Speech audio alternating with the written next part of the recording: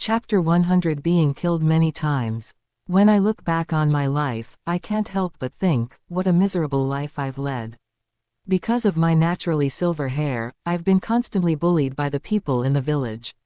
The land I cultivated was ravaged, stones were thrown at me for no reason, my taxes were cheated, and I've been tormented in various ways. My mother died of illness, and Namia, the only one who ever helped me, was killed on the day we made a promise to marry. Even now, when I remember that, a deep, dark emotion wells up from the bottom of my heart. No matter how many times I kill Darga and the other villagers who killed Namia, it seems my simmering anger will never go away. Yes, my life has always been miserable. But when I think about the most fortunate thing that has ever happened in my life, I come to a single conclusion. It's the fact that I received the skill, Save and Reset, from Agatha. Without this skill, I would have undoubtedly been devoured by monsters long ago, ending my wretched life. But thanks to this skill, I'm still able to survive. That's why Agatha, who gave me this skill, is a savior in my eyes, an irreplaceable presence, and I can't thank her enough. Kiska, answer my question honestly. Why are you in the world from 100 years ago? I'm currently pinned down by that savior. I'm lying face down, being used as a stepping stone, my wrists bound, and a sword pointed at my neck. After Agatha did something, I was sent to a world with nothing in it. I don't understand. Listen, what I did was, I erased the fact that I saved the world. In other words, I destroyed the world. After the world is destroyed, all that's left is a world of nothingness. In that world, no form of life is allowed to exist. So why were you living in a world like that? As Agatha spoke, her power gradually grew stronger. I, pinned down by Agatha, felt increasing discomfort with each word.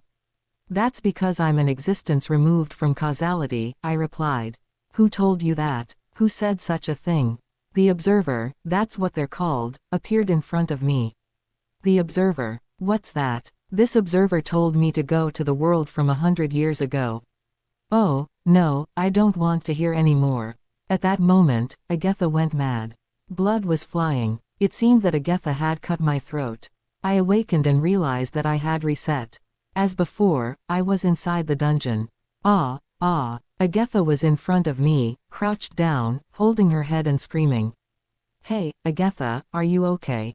I asked, bewildered. Who was the observer? What did they look like? Agatha asked as she stopped screaming. What did the observer look like? I tried hard to remember. I couldn't quite put it into words. I don't know very well. How should I describe it? It was hazy overall, asymmetrical, and far from human in appearance.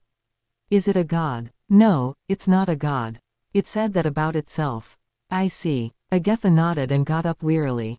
So, this observer is the one who sent you to this time.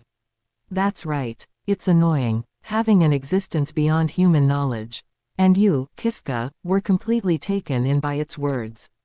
Well, at the time, I couldn't think of any other options, so I had no choice but to follow the observer's words. Even now, I don't think it was a mistake. Frankly, it's a nuisance. Agatha glared at me with sharp eyes. Because of Kiska's existence, the world will never end no matter how much time passes. I want this world to disappear right now. So, die. If Kiska dies, I'll die along with you. Then, there will be no one left with the skill, Save and Reset. And if that happens, there will be no one left to stop the world from ending. As Agatha spoke, she inched closer to me.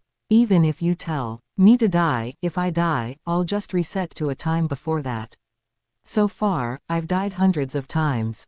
Each time, I've reset. Hey, don't act like you don't know. I'm sure you've noticed that the reset isn't forced. You can quit this game anytime. After you die, a screen appears, right? Do you want to try again?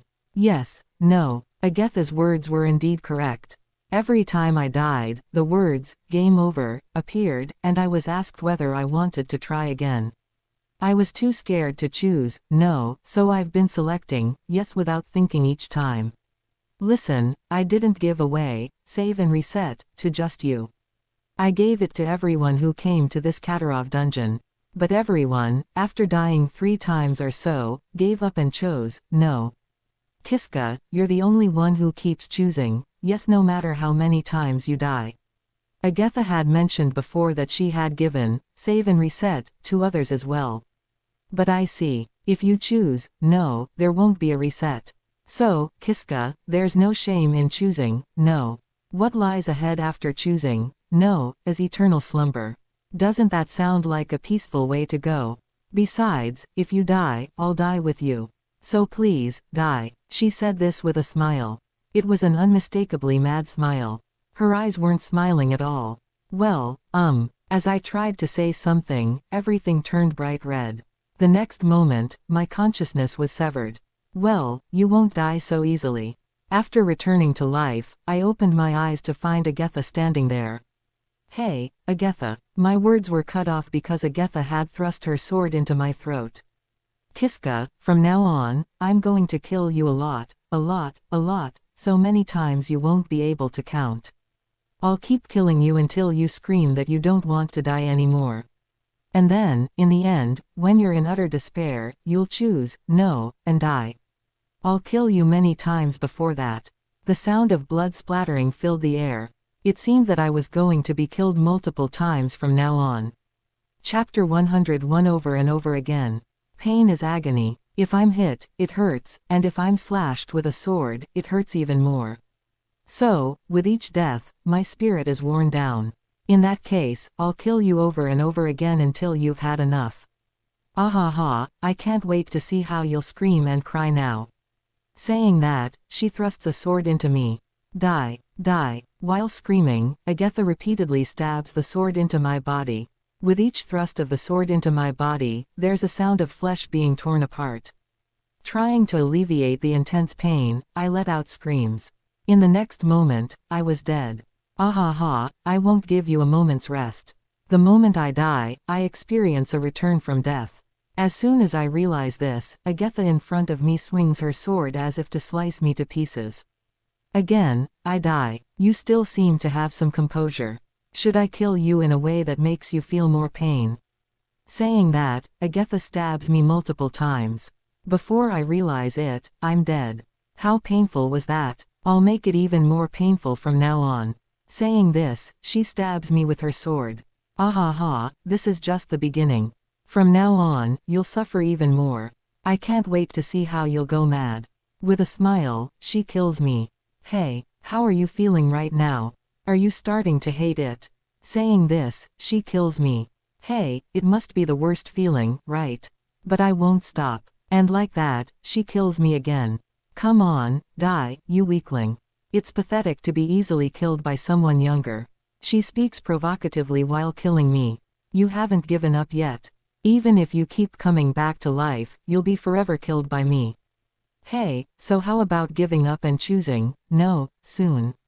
With this proclamation, Agatha carves and kills me as if cutting open my chest. You keep coming back to life. Even if you keep returning, what awaits you is a living hell. In that case, don't you think it's better to die once and for all? Like that, she kills me again.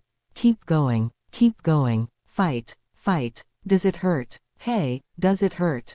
While cheering, Agatha cuts off my right arm and left arm, inflicting excruciating pain, and then kills me. Is it tough? Come on, if you press, no, you can get some relief, you know. So let's die quickly. Saying that, she kills me. You're still not dead. I wish you'd stop already. Saying that, she kills me again. Die, die quickly. Die, die, die, die, die, die, die. Muttering like a grudge, she kills me. No matter how many times you come back to life, I will absolutely kill you. She shouts while killing me. I will kill you. No matter how many times you come back to life, I will definitely kill you. Shouting this, Agatha stabs my heart and kills me. Then, countless times, Agatha kills me. Die. Seriously, just die already. She says this with disdain as she kills me. Die, die, die, die, die, die, die quickly. She swings her sword roughly while killing me. Ah, annoying. Why aren't you dead yet? She mutters with a lazy expression while killing me. It's about time you died. I'm getting bored too. Agatha, seeming bored, announces this while killing me. Die, die, die, die, die, die, She says this mechanically as she kills me. Hey, you still won't die. Do you understand? Even if you keep coming back to life, you'll experience a living hell. She speaks persuasively while killing me. You still haven't given up. You're quite persistent. Saying this, Agatha kills me. Sigh, I would be happy if you would just die already. Suddenly, I notice that she's out of breath. But before I can point that out, Agatha stabs a sword into my forehead and kills me. It's about time you gave up. I've killed you dozens of times already. Agatha said this clearly, showing signs of irritation. Despite her frustration, Agatha kills me. You still won't give up. It's about time you died. She shouts while killing me. Hey, still not yet. When will you finally die? Muttering neurotically, she kills me. Why won't you give up already? Normally, you'd be fed up by now. She shouts, and her expression is clearly filled with frustration. However, it didn't change the fact that I was about to be killed by her. Hey, why won't you die yet? Hey, it's strange. Normally, after being killed this many times, you'd be fed up, right? She already seemed tired. Even so, she diligently killed me. Why, hey, why won't you die? Please, just die. Please, I beg you. For some reason, she was the one on the verge of crying. I reached out as if to say something when she killed me with a thrust. This is strange, strange, strange. Why won't you die? It's strange. It's strange, it's strange, it's strange. She was going mad. Still, she killed me. Why are you still alive? She muttered with completely exhausted eyes. Nevertheless, she killed me. Ah, why won't you? Why won't you die? Agatha, shedding big tears, still killed me. Let's die together. I'll die with you. Hey, let's die together. Please, she pleaded while shedding tears.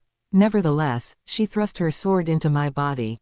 I'm sorry, I'm sorry, I'm sorry, I'm sorry. It's all my fault. But please, please die. Please. Muttering in a broken tone, she killed me. I love you. I love you more than anything in the world, Kiska. I love you from the bottom of my heart. So please, die with me. As she confessed her love, I was killed. No. Why are you okay after being killed so many times? I could hear the sound of the sword hitting the ground. Then, she collapsed to the ground, crying. It seems she no longer has the will to kill me. No, I couldn't figure out how to respond, so my words trailed off. I've died hundreds of times by now.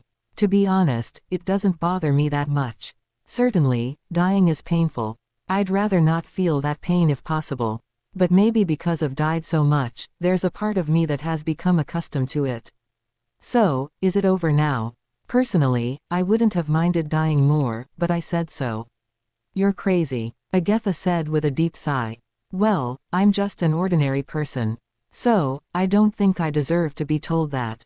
For some reason, she was silently glaring at me with an unsatisfied look. I wonder why. Her gaze feels really painful. Chapter 102 Fate. So, Agatha, I'd like to hear a few things. Once I regained my composure, I addressed Agatha. I have a lot of questions I want to ask her. Sure, it doesn't matter anymore, whether you interrogate me, torture me, kill me, or even rape me, do whatever you want. Agatha said this with a lazy demeanor. The moment the word, rape, left her mouth, I was taken aback. What is she talking about? Anyway, I gathered my thoughts and decided to ask her questions. Why did the world end? Because I erased the fact that saved the world. You did that. Yeah, that's right. Why did you do something like that? Because. Agatha paused for a moment, took a deep breath, and then said. I love you, Kiska, but you won't be mine. So, I thought I might as well destroy the whole world. She said it in a matter-of-fact tone. This person is definitely crazy. And what should I do now that I've ended up being liked by this dangerous individual? But for some reason, when I checked if the world had ended, I found Kiska in the world from 100 years ago. I see. So, Agatha found me and then plotted to kill me. There's one more thing that's been bothering me. Why are there two Agathas? It's something I've been curious about for a long time. Every time I met Agatha, her personality seemed to change as if she were a different person. Eventually, two Agethas appeared at the same time, and I still vividly remember one Agetha attacking the other. It's just a case of dissociative identity disorder. Dissociative identity disorder. But if that's the case, it doesn't explain why there are two of you at the same time. It's not like that. After all, the one in front of your eyes right now isn't the main body. The main body is in a different place. Consider me here as a kind of projection. And we can have separate personalities for the main body and the projection. I see. It's somewhat understandable, yet not quite. Even after hearing the explanation, I still can't quite grasp it. Which one is the real Agetha? I forgot. I don't remember which one is the real one. But I'm the one in charge of malice, while the other one takes care of goodwill. Goodwill and malice, huh? Certainly, the first Agetha I met had a calmer personality, while the black Agetha had a personality that seemed like a bundle of malice. Hey, Agetha, what is it? I still want to change the fate of the world if it's going to be destroyed. Why? Because you're alive, you're experiencing unpleasant things. But if from the beginning, there was a world of nothingness, don't you think it would be peaceful, quiet, and very comfortable? But we aren't in that world of nothingness, are we? Well, that's true. I want to create the world that's most convenient for me. I don't want to go back to being the miserable me. What's that supposed to mean? I don't know, but I think a world where I and everyone else can laugh is the minimum requirement. Well, you might be able to create a world like that. Agetha said with a wry smile. Of course, you're included in the world where everyone can laugh, too. I said while looking into Agetha's eyes. For me, the answer to what Agetha is to me is still uncertain. However, without Agetha, there wouldn't be the current me, and she is still an important person to me. So, I want to save her too. I love you. Suddenly, Agetha let out those words. I love you, I love you, I love you, I love you, I love you, I love you. As if reciting a spell, she repeated the words. Kiska, I love you, you are my destined one after all. So, Kiska, become mine only. Hey, why are you asking me that while holding a blade to my throat? Agetha had a sword pressed against my neck. If you refuse, I'll kill you. After that, I'll die too. Then we can be together in the afterlife.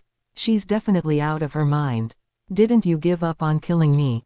I remembered that Agetha had screamed in pain after killing me countless times earlier. That's right. I can't kill Kiska. In that case, I'll die alone. Saying this, she started pointing the blade at her own throat. Hey, why are you doing this? I reached out to take the sword away from her. No, stay away. But that doesn't mean you should swing the sword. It's dangerous. Besides, Kiska is just going to go to some other woman, right? She shouted. What should I do? To save the world, I need Agetha's cooperation. So, I need to somehow persuade her. How should I go about persuading Agetha? Well, I actually have an idea of how to make Agetha listen, but I'm a bit hesitant to do it. However, I have no choice. I need to be prepared. Agetha, I said, approaching her. What is it? She had a defiant look. Agetha, look at me. Saying that, I gazed at her. In response, she also looked at me.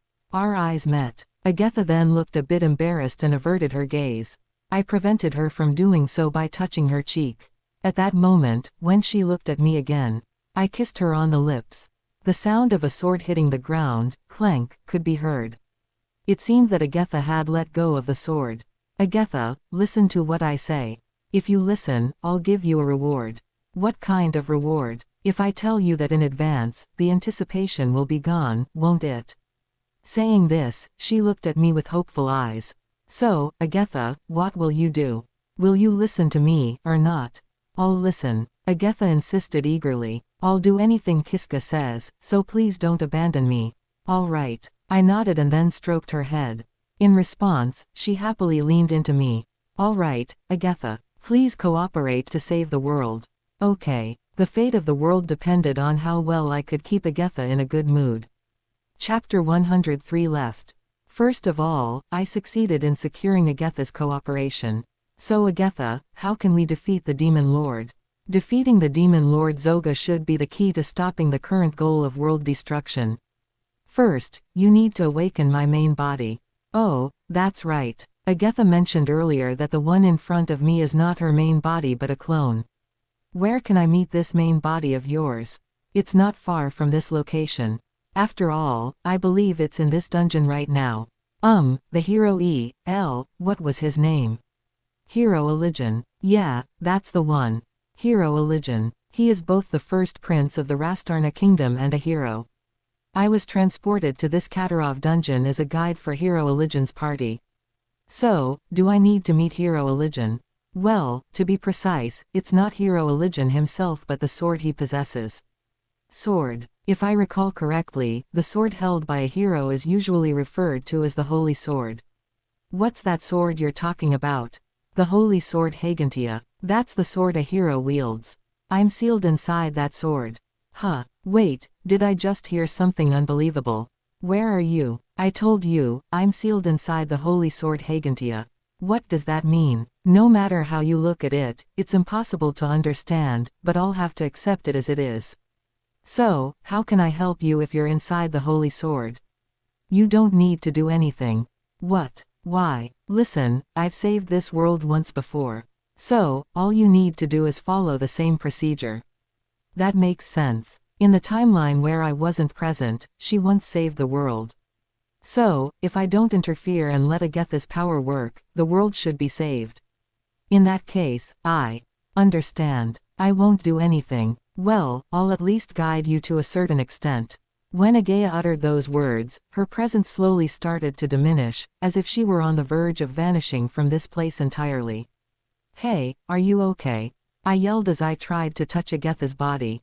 But for some reason, maybe because her body had become transparent, my hand couldn't reach her and just passed through.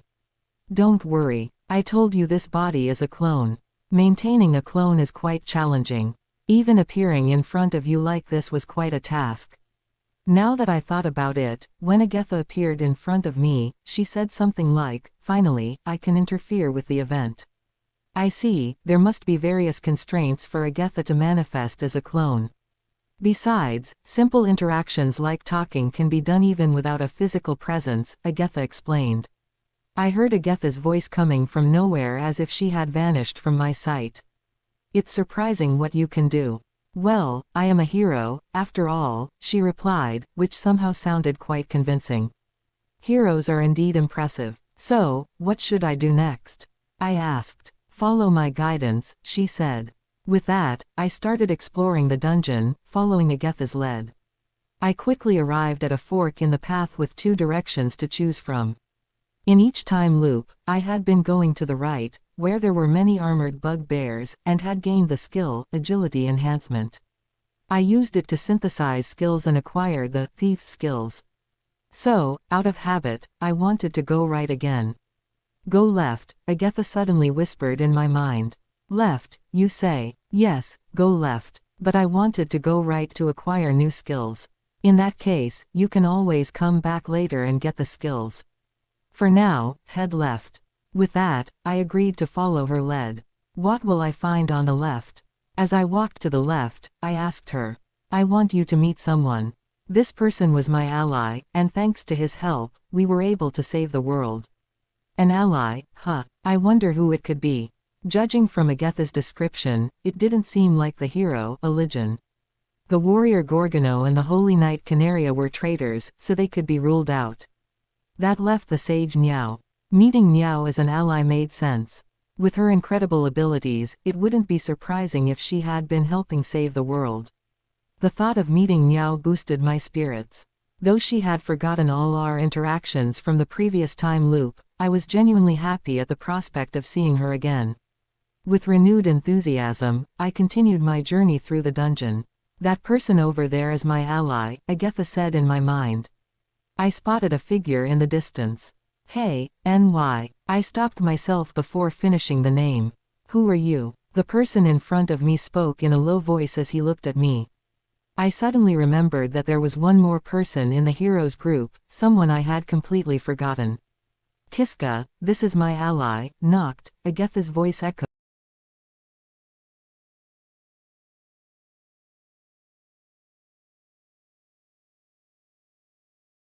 Chapter 104 The Culprit. The enigmatic figure in the hooded robe, swordsman Noct. Due to the deep hood covering his face, even his features were not clear from this distance. Is this guy really Agatha's ally? Yeah, that's right, Agatha replied.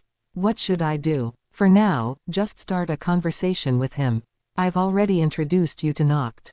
Also, you've been muttering to yourself like a suspicious character since a while ago. There's no need to say it out loud when talking to me. I see. Certainly, it seemed that Agatha's voice could only be heard by me, and if I kept talking out loud to communicate with her, it would raise suspicion. Can you hear this? Yeah, I can hear you just fine. It appeared that simply conversing within my mind was sufficient for Agatha to hear me. So, you've already introduced me to Noct, what does that mean? We are communicating in a similar way now, with me remotely addressing Noct as well. So, Noct has already been informed of my situation to some extent. I see, it makes sense now. For the time being, I decided to speak to Swordsman Noct and observed him.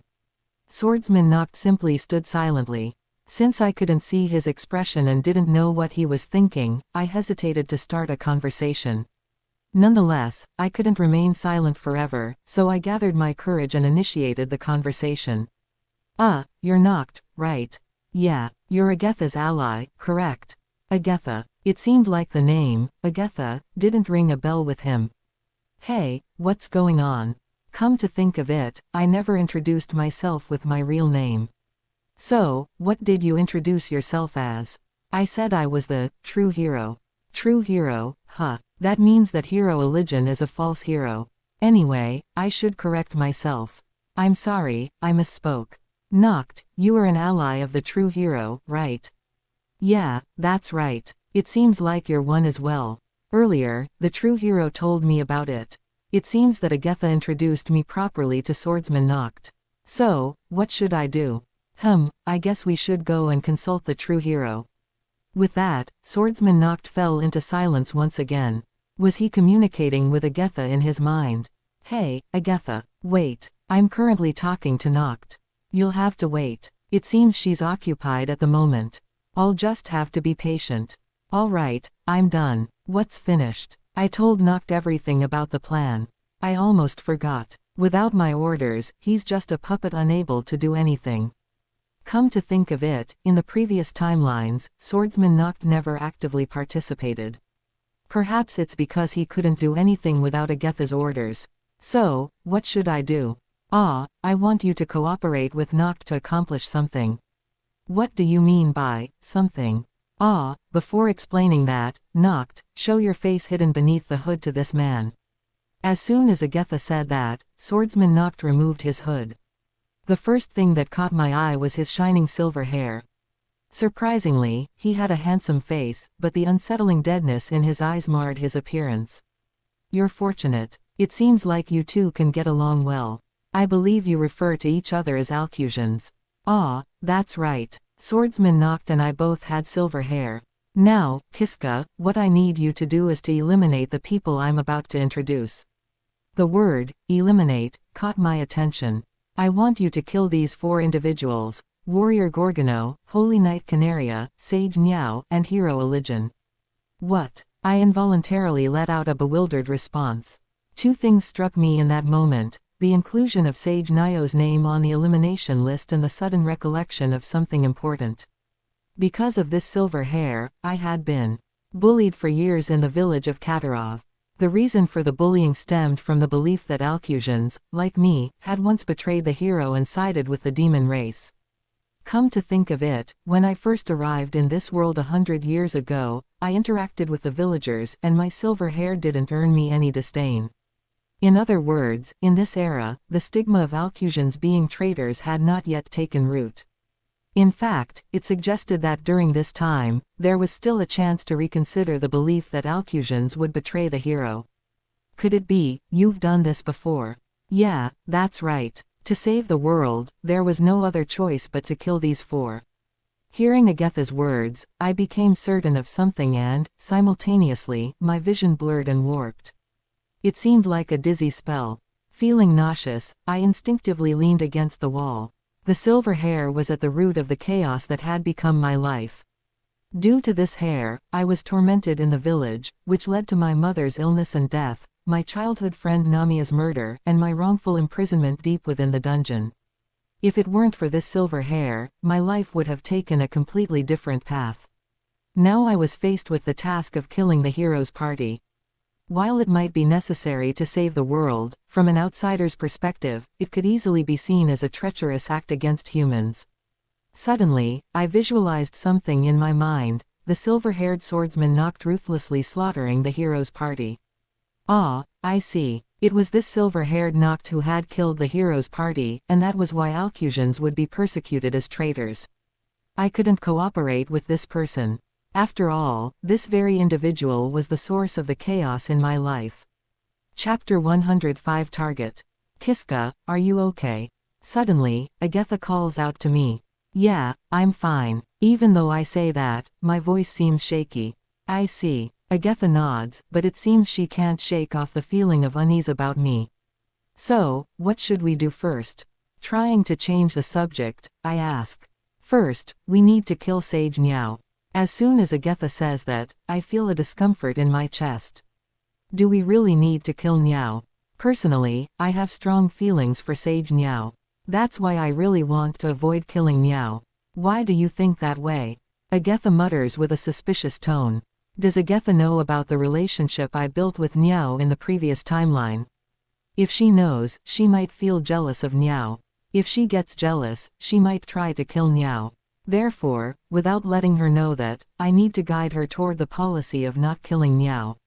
I understand the reasoning behind killing Warrior Gorgono and Holy Knight Canaria. They joined an organization called Chaosism, and are traitors collaborating with Demon Lord Zoga.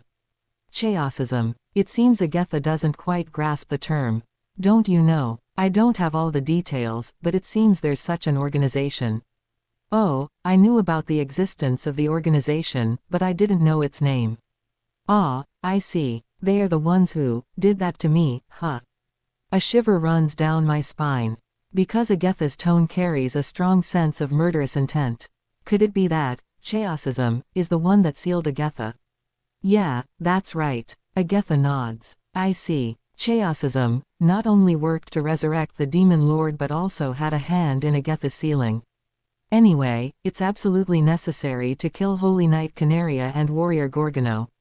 If they are around, the Demon Lord will resurrect, and they will interfere with my revival. Killing Hero Eligen is because having him around will prevent my revival. So, he's a nuisance. Also, we don't need two heroes. Then, why not spare Sage Niao? Keeping Sage Niao alive will make it difficult to kill the others.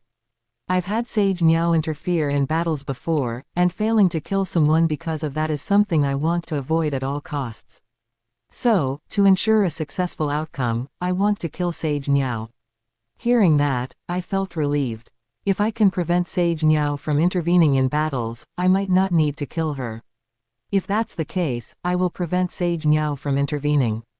Then, there's no need to kill her. Hey, why do you support Sage Niao so much? Don't tell me you had a relationship with Niao, leaving me aside. Oh, it seems she's suspecting a relationship with Niao. What should I do? I need to come up with an excuse. And Niao is just convenient to have around. After all, she can use teleportation magic to escape from the dungeon. So, I just thought it would be useful to keep Niao alive. It's not like I have that kind of relationship with her. Your voice is trembling. Eek. Oops, I accidentally let out a strange sound. I'm sure she's suspicious now. Even in silence, an overwhelming pressure could be felt. Well, fine. It's true that her teleportation magic is useful. Besides, I really want to get out of this dungeon as soon as possible. If I wander around the dungeon carelessly to defeat the boss, I might encounter some unpleasant characters. I definitely want to avoid that. Phew, it seems she's satisfied. Perhaps more because she doesn't want to encounter unpleasant characters rather than the convenience of Niao's teleportation magic. By the way, who could she be referring to as the unpleasant character? The only one I can think of in this dungeon is maybe the vampire Judite. Alright then, let's change the initial target from Sage Niao. Who should we choose? Heart pounding, I waited for Agatha's words. Let's start with Hero Eligen. First, find a way to deal with him and unlock my seal. Chapter 106 Past. With the goal set, I decided to temporarily part ways with the swordsman Noct. The reason is that I wanted to acquire the skill, Agility Enhancement, in the room where the armored bugbear appears and use skill synthesis to obtain the thief skills. From now on, since I don't know what kind of battles I will be involved in, I don't want to cut corners in strengthening myself. Hey, Agatha, what is it? Agatha's voice resonates in my mind. Agatha still communicates with me remotely. Do we really need to kill the hero Eligen? While I successfully removed the Sage Niao as a target, I couldn't exempt the hero Eligen. Personally, I don't have any special attachment to the hero Eligen, but if there is a way to avoid him dying, it seems like the best option. Besides, the hero Eligen is strong. In that case, I think it would be better to make him an ally. I've seen his strength with my own eyes many times. It's difficult to make him an ally. Killing the Holy Knight Canaria would make the hero Eligen hostile toward us. How about explaining the situation and trying to persuade him? Unfortunately, persuading him is impossible. Agatha spoke as if resigning. I managed to persuade him. Quote. I heard Agatha's sigh. I've already looped through this timeline multiple times. In one of those loops, I successfully persuaded the hero Eligen.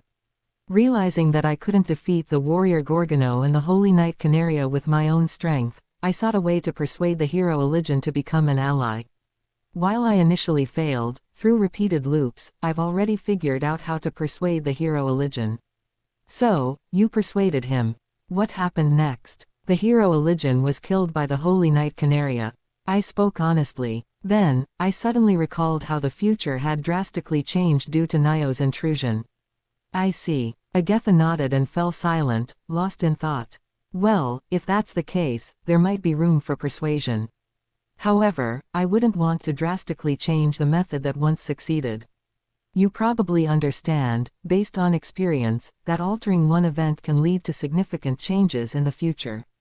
Well, I get that, but I've experienced a few instances where changing the approach even slightly resulted in a significant difference in outcomes.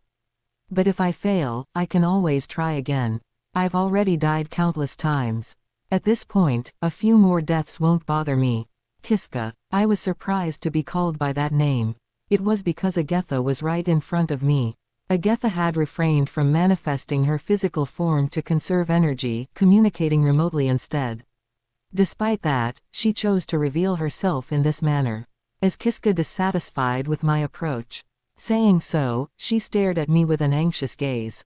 No, it's not like that, but lies, she shouted emphatically. I've known for a while that something's off with Kiska. Why? Could it be that you've come to dislike me? No.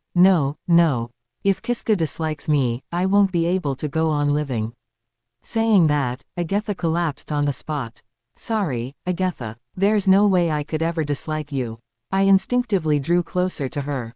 Really? Yeah, really. Prove it. Prove that you don't dislike me, right here, right now. Saying this, Agatha stared at me. I somehow understood what she was seeking. So, I grabbed her shoulders and kissed her. Perhaps it was because Agatha was teary-eyed, but the taste of the kiss was saltier than usual. I still love Kiska. As we parted our lips, she said that. For now, it seemed like she had calmed down. I'll be honest. Honestly, I should have been honest from the beginning. The reason I opposed killing the hero Eligen was not out of pity or any sentimental reason. I mentioned before that I was bullied in the village. Yeah, it was because of your silver hair, right? In truth, I think it was because Noct betrayed the heroes, and I became a target for bullying in the village. If I could persuade the hero Eligen, I thought I could dispel the image that people with silver hair, like the Alcus people, were traitors. That's why I was searching for a way to avoid killing the hero Eligen. After that, I shared my past with Agatha. What I went through in the village. Since being banished to the depths of the dungeon, I had met various people, but I had never revealed my past to Agatha. I must have felt a resistance to confessing my miserable past. Hey, are you okay? Suddenly, I noticed that Agatha was in front of me, breaking down in tears. I didn't know that Kiska went through something like that. I'm sorry. I've only thought about myself until now and never really considered Kiska. It's okay, there's no need for Agatha to apologize. But Kiska was bullied, and the root cause was me. I ordered Noct to do it, so it happened. It's okay, really. Both you and Noct might have been the catalyst, but it doesn't mean you're at fault. So, thank you. Just seeing you cry like this makes me happy. What I said was my sincere truth. Certainly, I thought Noct was the main culprit for what happened to me. But blaming him was still off the mark. As I pondered this, Agatha wiped her tears, stood up, and said this with moist eyes. Kiska, I'll change your past. I'll erase the stigma on the Alcus people as if it never existed. Can you really do that? Yeah, leave it to me. Saying that, Agatha wore a confident smile. Chapter 107 Hero Agatha. Once I finished talking with Agatha, I headed to the room where the armored bugbear is for acquiring the thief's skills. Yeah, I managed to defeat them without any trouble. You seem quite adept at this. Suddenly, Agatha spoke up. She had already dispelled her doppelganger and was in a state of communicating remotely. Well, I've done it many times. I've conquered this room countless times. Thanks to that, I have every attack pattern memorized. So, should I head to the Hero Eligion now? Yeah, Noct is already on his way. Hurry up and join him. So, in the end, what are we going to do about the Hero Eligion? Kill him, spare him, whatever the decision, I had decided to follow Agatha's lead. There's no need to kill him, but we need to take the holy sword he possesses. I remember hearing that Agatha is sealed within the holy sword held by the Hero Eligion. Is it not enough to borrow it a little instead of stealing? Can I leave it to Kiska? Probably, there should be no problem, but in that case, I'll leave it to you. Well, you see, Noct seems to be bad at negotiations at first glance, right? So, when Noct was the only collaborator available, there was no choice but to forcefully take it, but if Kiska helps, it seems like there will be more options available. Noct is always silent. Negotiating with someone like that seems impossible. By the way, isn't it quite difficult to forcibly take the holy sword from the Hero Eligion? Is Noct, who can do that, strong? What was Noct's rank again? Oh, right, I wasn't told. But the Hero Eligion's rank is the highest, a master, so it's clear that the Hero Eligion is stronger. Well, he is the strongest piece I've prepared. Is that so? His profession is an assassin. In terms of killing unexpectedly, there's no one who can match him. So, Noct is an assassin. The skill, assassin, seems like a skill that requires considerable training to acquire. But, he claimed to be a swordsman too. An assassin wouldn't easily reveal their tricks. For the time being, he claimed a lower-class profession. Well, if you put it that way, it makes sense. Even Niao, despite being a sage, initially claimed to be a magician, and it might be natural not to flaunt an advanced profession too easily. By the way, what rank is the assassin Noct? Suddenly, I became curious and asked. The Hero Eligion's rank is the highest, a master, and is 7th in the hierarchy. The ranks of the other members of the Hero's party are Diamond, the 2nd from the top. By the way, I am the 3rd from the top, Platinum. Master. Ranked 6th as a master. The assassin Noct is stronger than the hero. Seriously, I involuntarily lost my words. Agatha guided me to the location where the assassin Noct was. It seems that the Hero Eligion is nearby. Hello, Noct-san. Since Noct is an assassin, I address him. However, he just nods silently, giving off an intimidating vibe. It's even scarier when I think of him as a master. What is this person really thinking? Well then, head to the location where Hero Eligion is.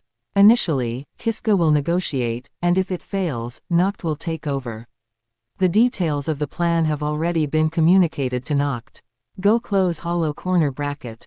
Alright, understood. So, we head to the location where Hero Eligion is. Hey, isn't that Kiska? I'm glad you're safe. And it seems Noct is with you too. When Hero Eligion spots me, he speaks in a friendly tone. Yes, I happen to meet Noct. It's reassuring to see that Hero Eligion-sama is safe as well. I respond. Now, how am I going to smoothly get the holy sword Hagentia that Hero Eligion possesses? Thanks to the repeated loops, I have a certain understanding of Hero Eligion's personality. It's time to make use of that. Then, shall we have Kiska guide us to the dungeon right away? Before that, Hiro-sama, I have a favor to ask.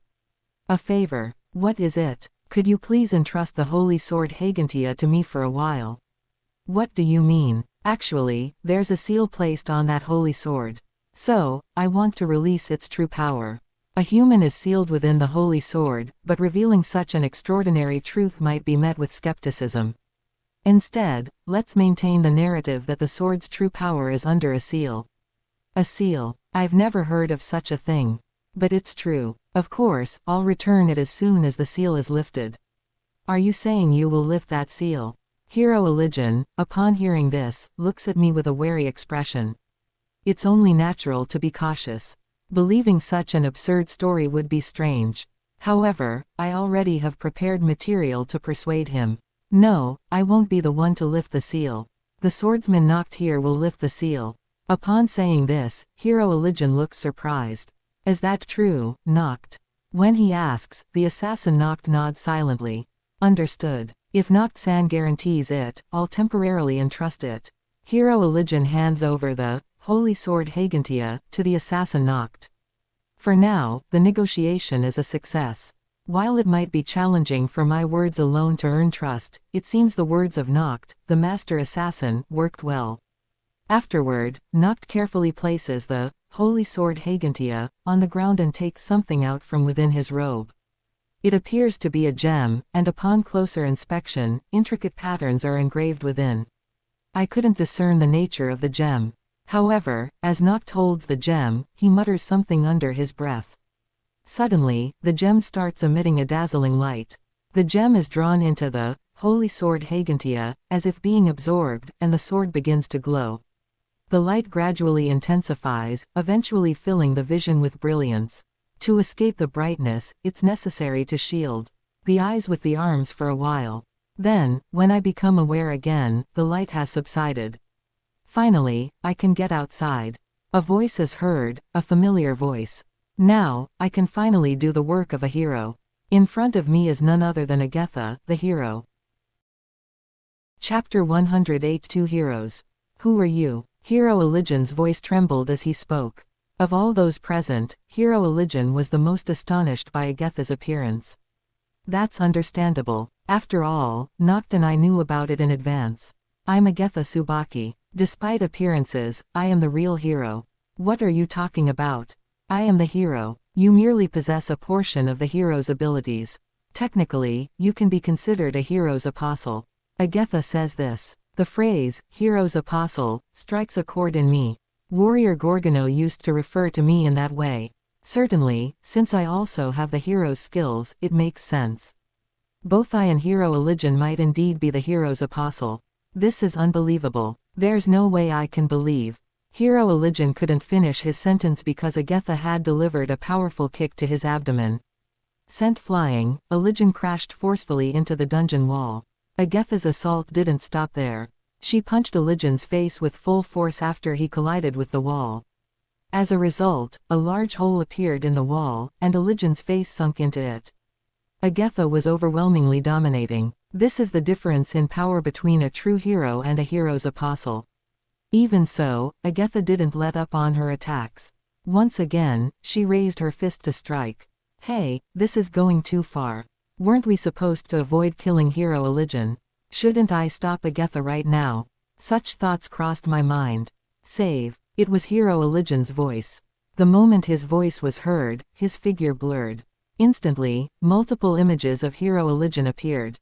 I've seen this before. When Hiro-Elijin defeated the demon lord Zoga, he used a similar phenomenon. Unlike me, Hiro-Elijin's power as a hero involves repeatedly experiencing short periods of time. Hiro-Elijin repeats the scenario until he wins. Because images of him from different moments linger like afterimages, he appears to split into multiple people. Unfortunately, what you can do, I can do too. The moment Agatha said this, her figure also split into multiple images.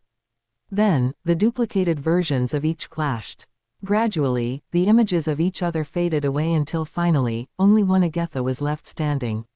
I don't think he's dead yet. Saying this, Agatha grabs the unconscious Elysian by the nape of his neck and rolls him onto the floor. Indeed, Hero Elysian seemed completely knocked out. Kiska. Agatha, with what seemed like a jubilant voice, ran towards me, then enthusiastically hugged me. I missed you so much. While saying this, she pressed her face against mine. You know, it's embarrassing to do this in public. Saying that, I grabbed Agatha's shoulders and gently pulled her away. Assassin Noct was watching us. Yeah, she replied while stepping back from me. So, does that mean, if it's not in public, it's okay to do this? Saying so, Agatha had a provocative look with a teasing gaze. I didn't understand what Agatha meant by, this kind of thing. What was she referring to? Don't tease me too much. Saying that, I rubbed my temples. Hero Elysian was unconscious, but he was still alive. I decided to make him faint just in case, because if we're going to defeat the Holy Knight Canaria, he would undoubtedly get in the way, Agatha explained. Certainly, Hero Elysian seemed to have a strong trust in the Holy Knight Canaria, and despite explanations of Canaria's potential betrayal, he didn't seem entirely convinced. So, what's next? Next, we'll deal with the Holy Knight Canaria and the warrior Gorgono. They're probably waiting in ambush for us together, so I'd like to cooperate to defeat them. By the way, is it okay to kill these two, Kiska? Agatha confirmed with me. Well, yeah, there wasn't much choice about these two. Honestly, to avoid Noct getting labeled as a traitor, it might be better not to kill them. However, I had assured that she would handle it, so it would be better not to overthink. Well then, shall we go? Noct, can you carry this guy? Understood. Noct nodded in a low voice and lifted the unconscious Hero Elysian onto his shoulders. Then, we headed towards the location where the warrior Gorgono and the Holy Knight Canaria were likely waiting. Chapter 109 Overwhelming. Warrior Gorgono and Holy Knight Canaria are quite strong, but can we defeat them without any issues? I'm here. Kiska, you don't need to worry about anything. Agatha, saying this, had a confident smile. Well, considering that I just witnessed Agatha's strength firsthand, I probably don't need to worry. I've found the two traitors. Agatha, spotting Warrior Gorgono and Holy Knight Canaria, announced. Huh, who are you? Warrior Gorgono looked at Agatha and spoke. In that case, Noct, I'll leave that Holy Knight Canaria over there to you. I'll take on Warrior Gorgono. Understood. Agatha, what should I do? Just watch, Kiska. Ah, got it. Honestly, it felt a bit awkward to just stand there and watch, but considering I'm the weakest among us, it's probably better to obediently follow along. Ignoring us to discuss matters privately is quite unpleasant. Hey, Noct, why the hell are you siding with them? In response to Warrior Gorgono's question, Assassin Noct remained silent. Warrior Gorgono reacted with a loud scoff. Allow me to explain. Nice to meet you, I'm Hero Agatha. Saying this, Agatha pulled a large sword from her item box. Huh, a hero. Warrior Gorgono frowned. Yes, the hero you all sealed away. See, as evidence, there's the Hero Elysian you guys fabricated right here. In other words, your plan has completely fallen apart. Too bad for you. Don't mess with us. There's no way that's true. Holy Knight Canaria exclaimed angrily. Oh, you can't believe it. Well, it doesn't matter whether you believe it or not. Your fate won't change anyway. What do you mean? It means you're going to die here. Don't mess around with us. Holy Knight Canaria charged, sword in hand, while shouting. Her expression showed intense determination. In the next moment, a whooshing sound was heard. Just as I thought that, a large amount of blood sprayed from Holy Knight Canaria. As Holy Knight Canaria gasped for breath, she collapsed on the spot. Noct, you're quite efficient. Thanks. Indeed, near Holy Knight Canaria, there was Noct, holding a dagger. I couldn't sense his movements at all. In an instant, he engaged Holy Knight Canaria and took her down. I was in awe of his incredibly inhuman movements. So, it's just you left. What will you do? Agatha said this to Warrior Gorgono. Well, this is unexpected. I never thought our secret would be known. On the other hand, Noct remained silent. I still had no idea what he was thinking. Enough of the idle chatter. As Agatha spoke, she grabbed her sword and attacked Warrior Gorgono. Warrior Gorgono, holding parasitic scythe puppeteer, tried to defend himself. A fierce battle ensued. However, even I could sense that Agatha was overwhelming her opponent. The finishing blow came from the attack of Assassin Noct. While observing Agatha and Warrior Gorgono's battle, Noct didn't miss the moment when Warrior Gorgono momentarily faltered. In that instant, Noct swiftly moved and thrust his sword into Warrior Gorgono's chest from behind. It was clear that Warrior Gorgono had died. "Thanks, Noct," Agatha said casually. "Things are going too smoothly." Warrior Gorgono and Holy Knight Canaria, who put up such a fierce fight before, were defeated too easily. The only remaining concern is Demon Lord Zoga, but with Agatha and Assassin Noct working together, I feel like we can defeat him without any problems. I hope things continue this way without any issues. I found myself thinking about that for a moment. Chapter 110 Hypothesis. For now, we managed to crush the two adherents of Chaosism. With this, we should be able to prevent the Demon Lord's resurrection. "Hey, Agatha, what are you doing?" I noticed Agatha rummaging through the body of the fallen Holy Knight Canaria. I observed her, wondering what she was up to. I found it. Saying so, Agatha held a ring adorned with a large gem. A ring necessary for the Demon Lord's revival. I thought I'd collect it just in case, but what should we do with it? Even if asked, I have no idea.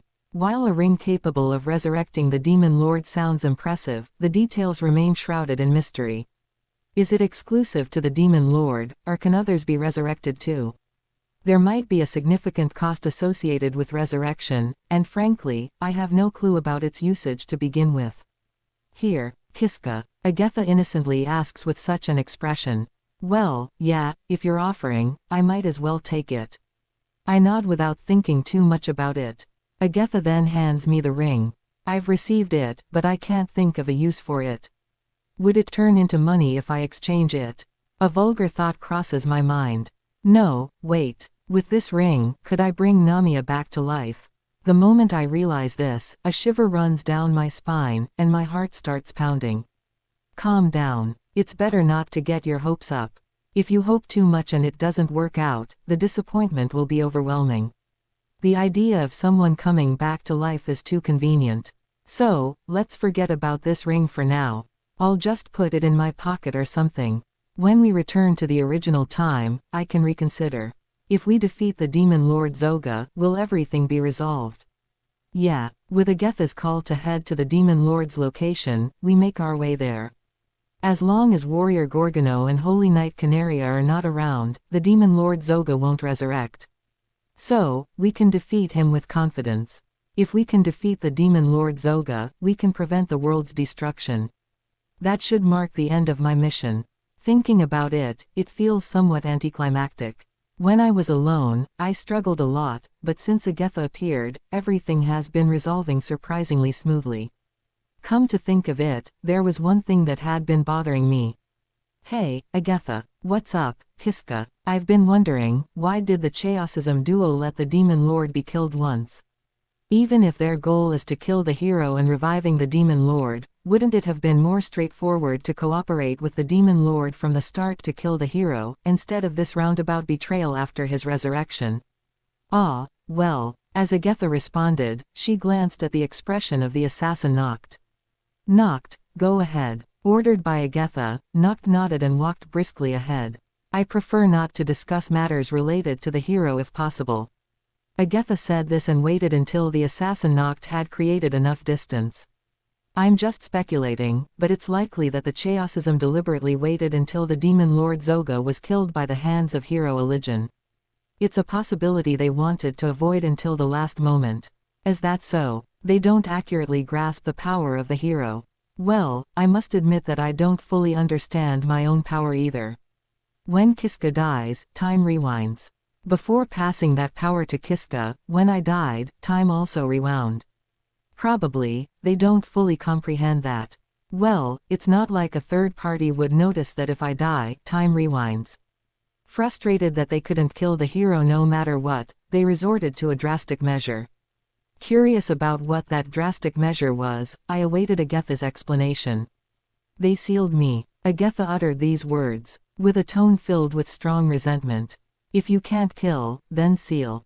It was indeed a clever tactic. At first, even I thought I had no way out. And what did you do then? Let's say the hero's power awakened. In conclusion, I gained the ability to transfer the hero's power to someone far away. I'm not sure how I acquired this ability, to be honest. Indeed, I have received Agatha's transfer of the hero's power. Hero Eligen, currently carried by the unconscious assassin Noct, is also one of those transferred. They panicked because the hero's power became even more unpredictable than before. So, they did something. That something was Hero Eligen. They transferred my seal to the Holy Sword Hagentia and gave the sword to Eligen, enabling him to use the hero's power. Why would they go to such lengths? Probably, by passing the hero's power to a specific person, they aimed to control the hero's power. Then, they devised a plan to kill Hero Eligen. Finally, we come back to the initial question. Why didn't the Chaosism guys move the execution of Hero Eligen's assassination until after the Demon Lord's death? Hero Eligen, even if he's a fake, possesses the power of a hero. Therefore, defeating him through conventional means is impossible. Certainly, Hero Eligen can avoid defeat by repeating time multiple times. I think they hypothesized like this. The hero's power should exist to defeat the Demon Lord. So, if the hero defeats the Demon Lord, the hero's power shouldn't be manifested afterward. I see. Indeed, with that perspective, it makes sense. Because of such circumstances, Hero Eligen was killed. Who knows? Agatha tilted her head. Come on, we know, right? The conditions under which the hero's power is not manifested. Oh, right. The hero's power is not compulsory, it's up to the individual to decide whether to use it or not. This is similar to my save and reset ability. If, for some reason, Hero Eligen decides to abandon the fight, he will be killed. There could be various reasons for him to abandon the fight, such as despair from being betrayed by allies. They probably don't know that the hero's power is influenced by will. So, they might be exploring various methods to kill the hero. I see. So, they formulated the hypothesis that Hero Eligen could be killed after the Demon Lord was defeated. Well, it's all just my speculation. No, thank you. It was a very interesting story. Hee, it feels nice when Kiska says that. Agatha laughed and clung to my arm. Chapter 111 I don't know. Kiska, do you know where Demon Lord Zoga is? Yeah, I know. Good. In that case, let's split up from here. Kiska, go find Sage Niao. We'll take care of Demon Lord Zoga in the meantime. Ah, got it. Looking back, I realized I had never encountered Niao in the dungeon, so I didn't know where she was. I asked Agatha, and she roughly told me where Sage Niao might be. After parting ways with Agatha and the others, I headed towards the possible location of Sage Niao. Ah, where is everyone? From a distance, I could see Sage Niao anxiously exploring the dungeon. This is nerve-wracking. Given the events of the previous timeline, I couldn't help but feel some resistance to meeting Sage Niao face to face. Well, she probably doesn't remember anything, so maybe I should casually approach her. Hey, so this is where you've been. I raised a hand and approached Niao. Oh, finally joined up with someone else. Wait, isn't it Kiska, the least reliable one? Hey, don't judge people by their looks. But Kiska, you're the weakest among us, right? Well, yeah, that's true, but is this person always this unpleasant? In the previous timeline, she was so cute. Well, she's still undeniably cute now. Anyway, let's go. The others are waiting. Have the others already gathered? Well, yeah, I nodded, feeling a twinge of guilt for misleading her. After all, there was no scene like what Niao imagined. Alright, we shouldn't waste time. Kiska, please lead the way. With Niao in tow, I headed towards where Agatha and the others were waiting. Hey, Niao, what is it? By the time we arrive, there's a high chance that the Demon Lord will have been defeated. Really? Could it be that Hero Eligen is currently in the midst of a battle with the Demon Lord? No, that's not it. Then who is going to defeat the Demon Lord? It's Agatha. Agatha, you say? Hero Agatha. Unlike Hero Eligen, she's a genuine hero. Niao wore a puzzled expression. Well, that's understandable. I had explained in advance to Niao that meeting Agatha suddenly would be confusing, but it would still be challenging for her to believe. I know it's hard to believe, but it's the truth. Just be prepared for it, for now. You understood. Though still bewildered, Niao nodded. For now, this was probably the best I could do. Sorry about this. I wish I could be more helpful to you, but it might not be possible this time. Well, it's not like I need your help or anything. That's true. I chuckled. Indeed, Niao was much stronger than me. It was only natural that she didn't need my assistance. Navigated by Kiska inside the dungeon, Sage Niao walked alongside him. While walking, there was no particular conversation between Niao and Kiska. Kiska was a person Niao had just met, so she didn't feel inclined to initiate a conversation. Oh, having spotted a monster, Niao spoke up. It was a headless mule. With her magical abilities, she could easily defeat that monster. So, Niao readied her rod and began chanting a spell to take it down. A thud sound echoed. What was that sound? Niao turned around. Kugu. There, a headless mule roared triumphantly. It seemed there was another monster hidden behind her. This was bad, and Niao panicked. If they got this close, avoiding an attack would be difficult. Therefore, Niao hastily switched to a different magic to use healing spells that would allow her to return to the front lines even if she took damage. A sensation of floating hit Niao. She realized she had been embraced by Kiska the next moment. Kiska, holding Niao, skillfully wielded a sword with his free hand, cutting down the monsters one by one. Apparently, with Kiska's power, handling these kinds of monsters was no issue at all.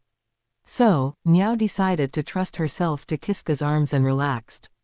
While looking at Kiska's face, she thought his eyelashes were long. Niao, are you okay? Kiska, relieved that the battle had ended without incident, gently lowered Niao to the ground. Yes, thanks to you. I appreciate it. Surely, if it weren't for Kiska, Niao would have been injured. That's why Niao expressed gratitude. Then, for some reason, Kiska seemed reluctant to let go of Niao's hair, touching it as if savoring the moment. I'm glad. Your cute face remains unharmed. Saying this, Kiska released Niao's hand.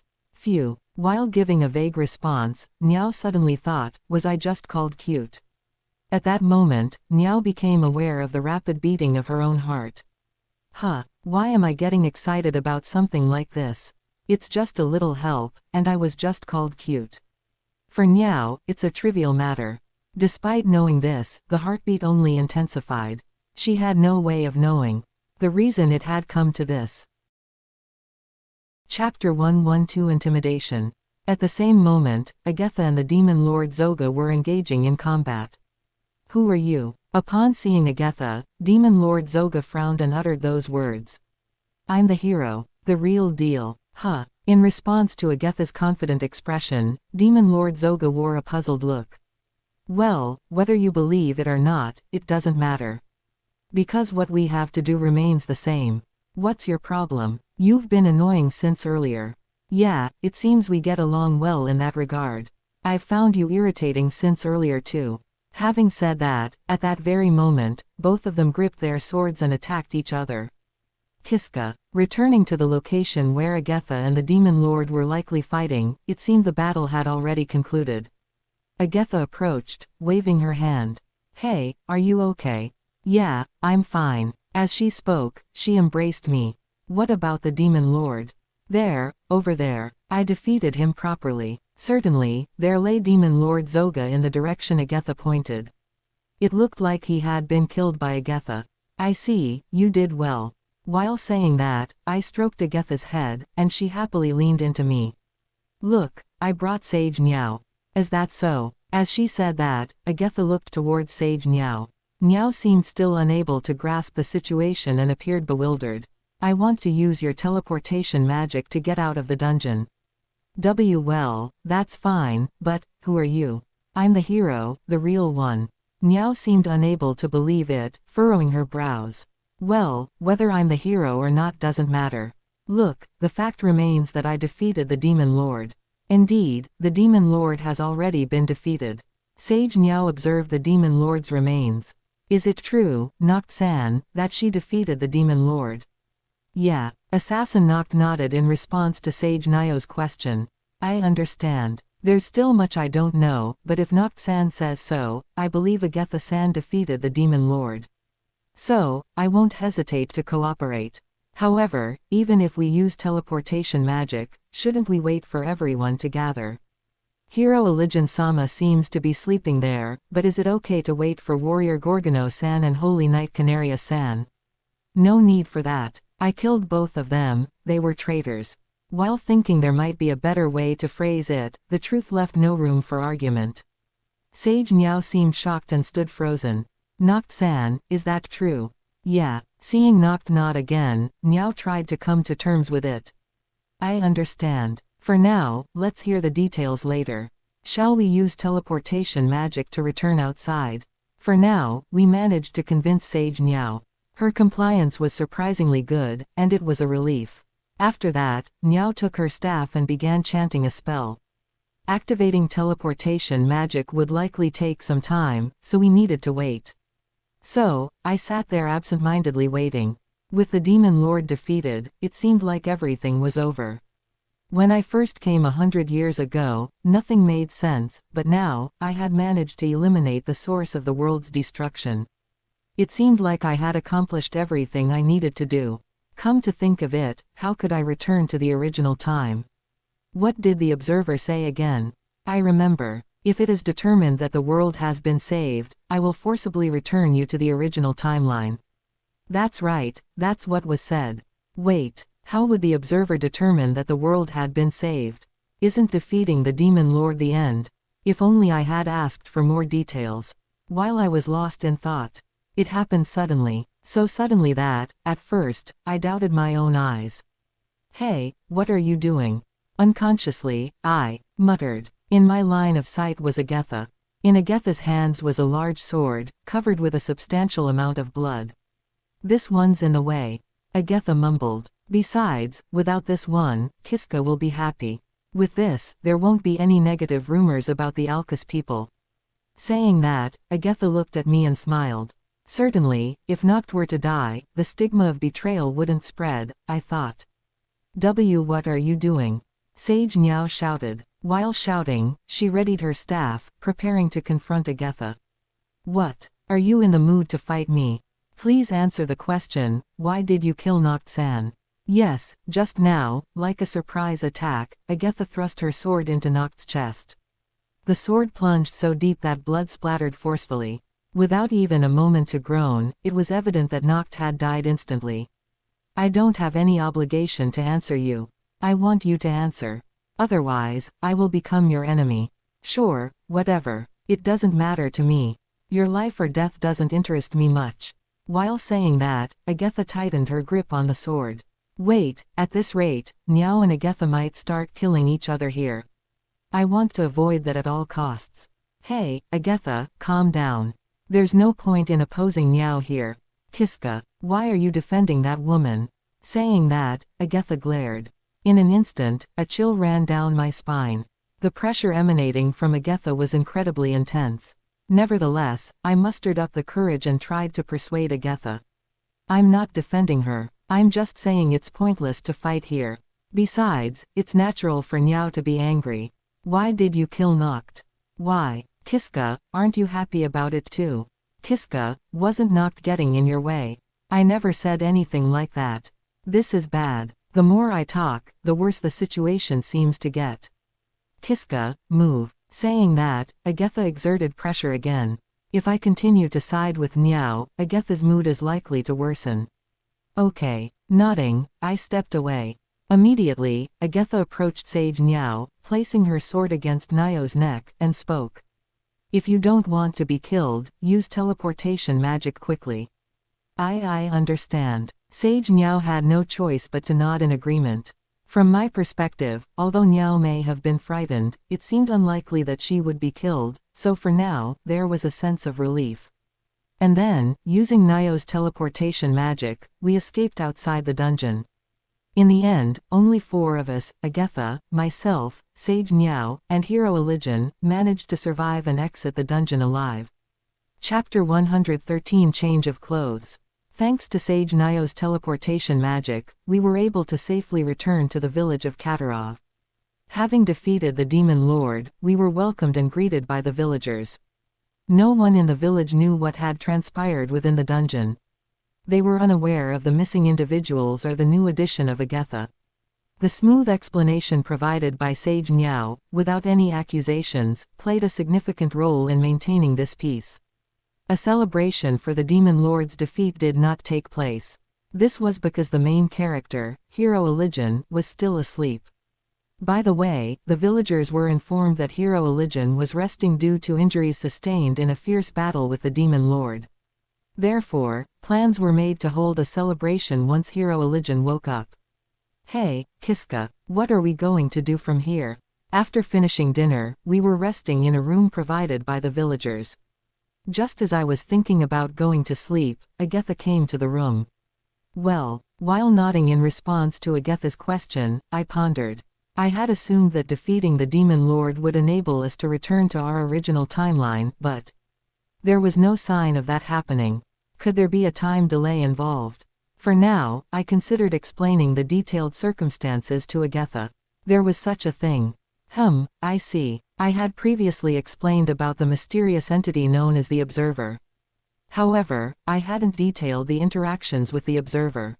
So, for now, I want to explore how to return to the original era 100 years from now. I don't think there's any need to go back.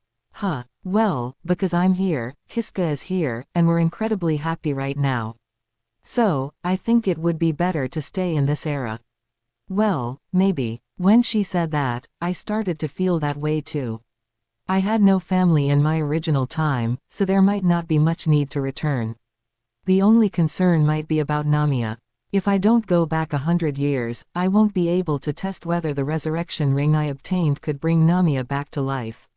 Whether attempting to resurrect the dead is truly the right thing to do or not, I wasn't sure. So, even if I could go back to the original era, I wasn't sure if I would really try. However, the Observer said this: if the Observer determines that the world has been saved, I will be forcibly returned to the original time. So, even if I want to stay in this era, it might be difficult. That could be true. By the way, what about Agatha? Come to think of it, what will happen to Agatha? Can Agatha also return 100 years from now? Agatha originally lived in this era but survived until 100 years later due to being sealed. So, is it natural for Agatha to stay in this era? If that's the case, we might be separated from each other. Maybe I can also go 100 years from now. I see, that's reassuring then.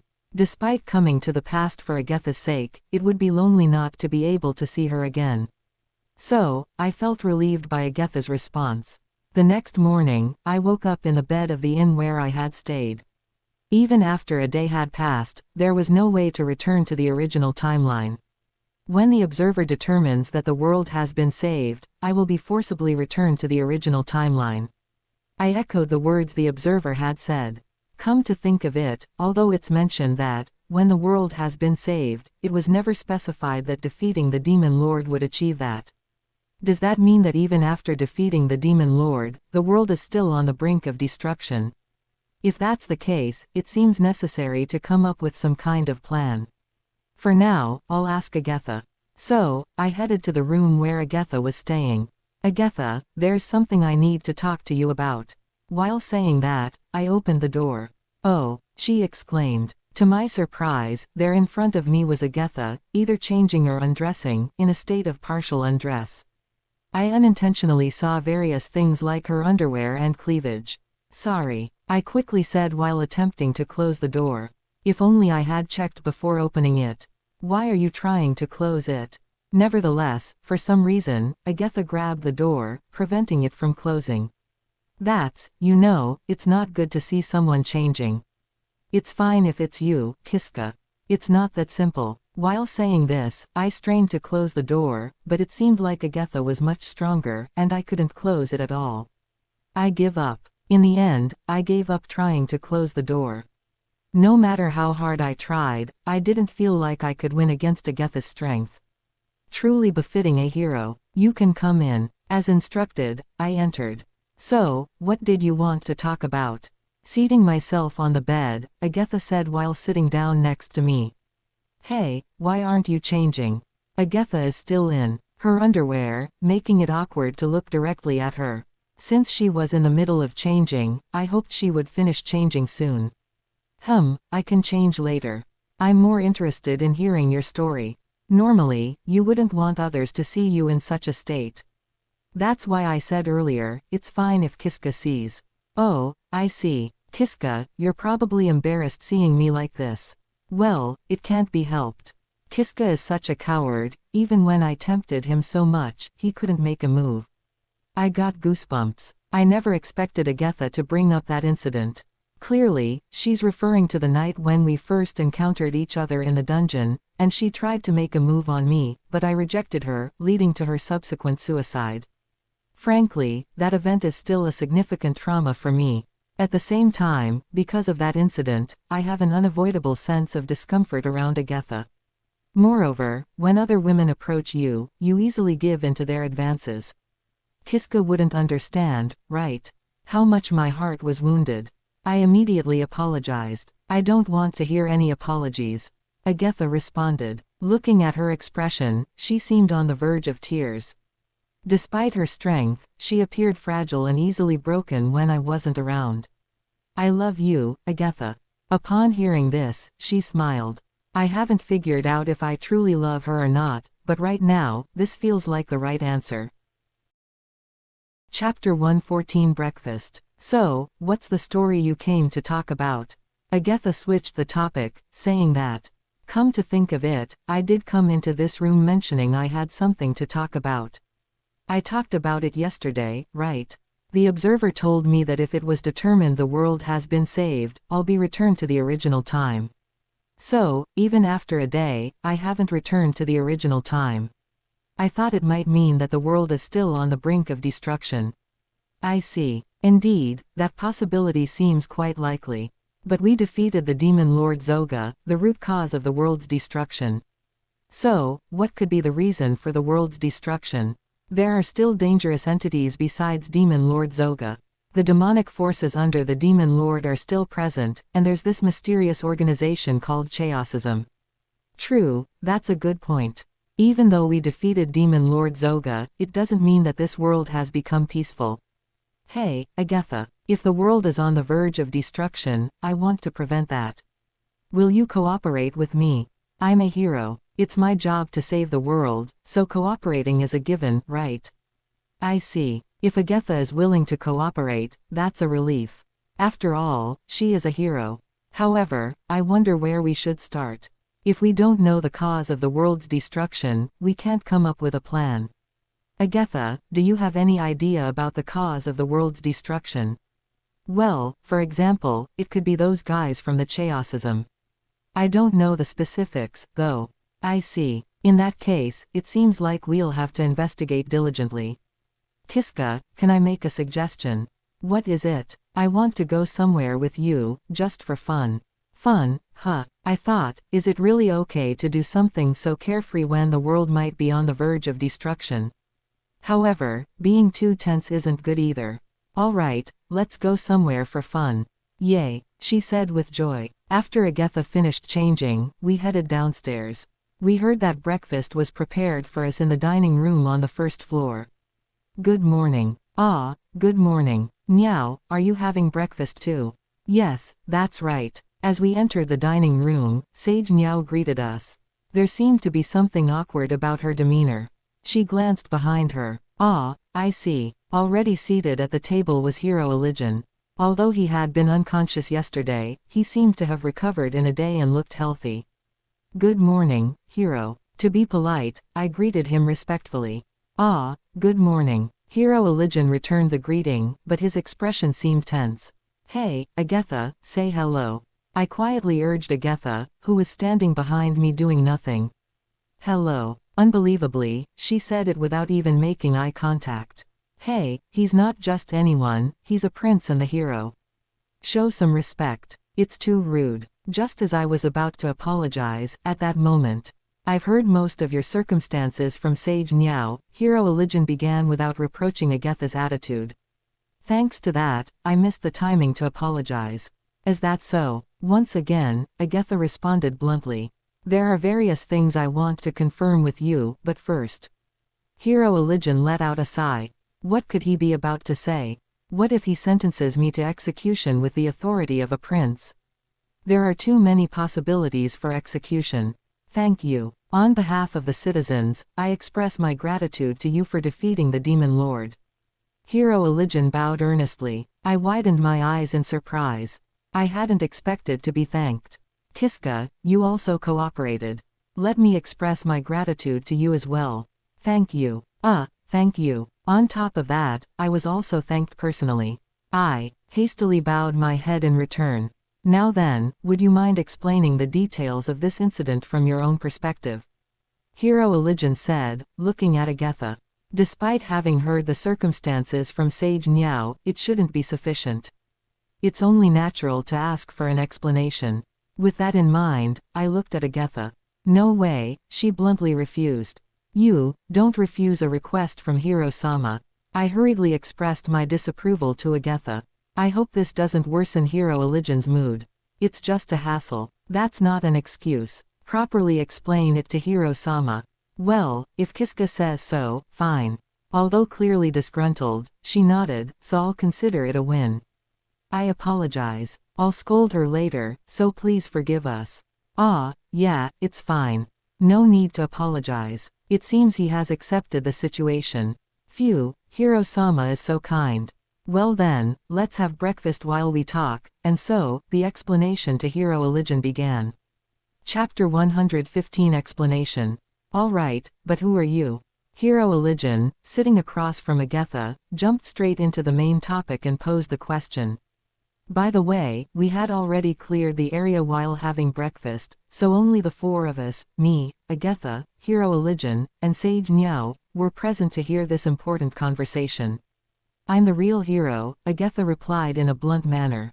I was anxious, wondering if her disrespectful attitude would be considered rude to Hero Elijin. I thought I was the hero, he said. You're a fake hero created by an organization called Chaosism. Agatha explained. She went on to describe her own sealing with the holy sword Hagentia and how Hero Elijin, possessing that sword, gained the qualifications of a hero. Do you have any proof that you're the real hero? I defeated the demon lord. I don't think I need any more reasons. Agatha said this, and Hero Elijin pondered for a moment. After a few seconds, he spoke. Indeed, it seems I'm a fake hero. Do you believe our story? I never expected to be trusted so easily and blurted out that question instinctively. Well, yeah, when you think about it objectively, it seems I'm not a hero, Hero Elijin said while displaying his status screen. Look at what happened this morning. The screen Hero Elijin showed us displayed his rank, Platinum. I recalled that Hero Elijin was ranked 7th among the masters. Could it be that Agatha-san became a master? Yes, that's right. I'm currently at master rank. I held the rank of master because Agatha-san was sealed within the sword. Losing it means I've likely lost the qualifications of being a master. I see, so such things can be deduced from rank changes. Hero Agatha, I acknowledge that you are the true hero. However, there's one thing I can't understand. Why did you kill the Holy Knight Canaria? Hero Elijin's expression as he said this was stern. It was a question that had to be asked. Canaria was, after all, a favorite loyal subject to Hero Elijin, and the fact that she had been killed was likely something he couldn't accept. She was a traitor. She was scheming to revive the dead demon lord. That's why we couldn't afford to let her live. Do you have any evidence that she was a traitor? To Hero Elijin's question, Agatha looked at me while saying, Kiska. Let me show you that. What she meant immediately became clear. This is a ring used to resurrect the dead demon lord, and Holy Knight Canaria had it. Saying that, I took out the ring from my pocket. Indeed, it looks like a special ring at first glance, but there's also a possibility that the ring is just junk you guys prepared, right? Well, what Hero Elijin said is reasonable. But I have one more piece of evidence to convince him that Holy Knight Canaria was a traitor. Hero Elijin-sama, Kiska-kun, I'm no longer a hero. Certainly, that's true. Elijin-sama. And so, I corrected myself. Since he is the first prince, this address should be the most appropriate. Do you know the term, Luna Village? As soon as I said that, Lord Elijin's body twitched. Holy Knight Canaria seems to be a survivor of Luna Village. Therefore, she harbored strong revenge against you, my lord. That's ridiculous. Lord Elijin stood up and slammed the table. Sage Niao, who was sitting next to him, murmured worriedly, "Are you okay?" Holy Knight Canaria, being an illegitimate child, was entrusted to Luna Village's parents at a young age. If we interrogate Canaria's parents, we might be able to corroborate this. In other words, she had a motive to betray me. Elijin sat back in his chair in a daze. I'll look into Holy Knight Canaria in my own way. Thank you for sharing your story with me. No, thank you for believing in our story. Oh, right. Hero Agatha, you defeated the Demon Lord, so you will receive a reward from His Majesty the King. Also, I would like you to participate in the triumphal ceremony held in the capital. After all, the main character of the triumphal ceremony is you, the hero. So, would you come to the capital? Come to think of it, after defeating the Demon Lord, the heroes group was supposed to go to the capital and participate in the triumphal ceremony.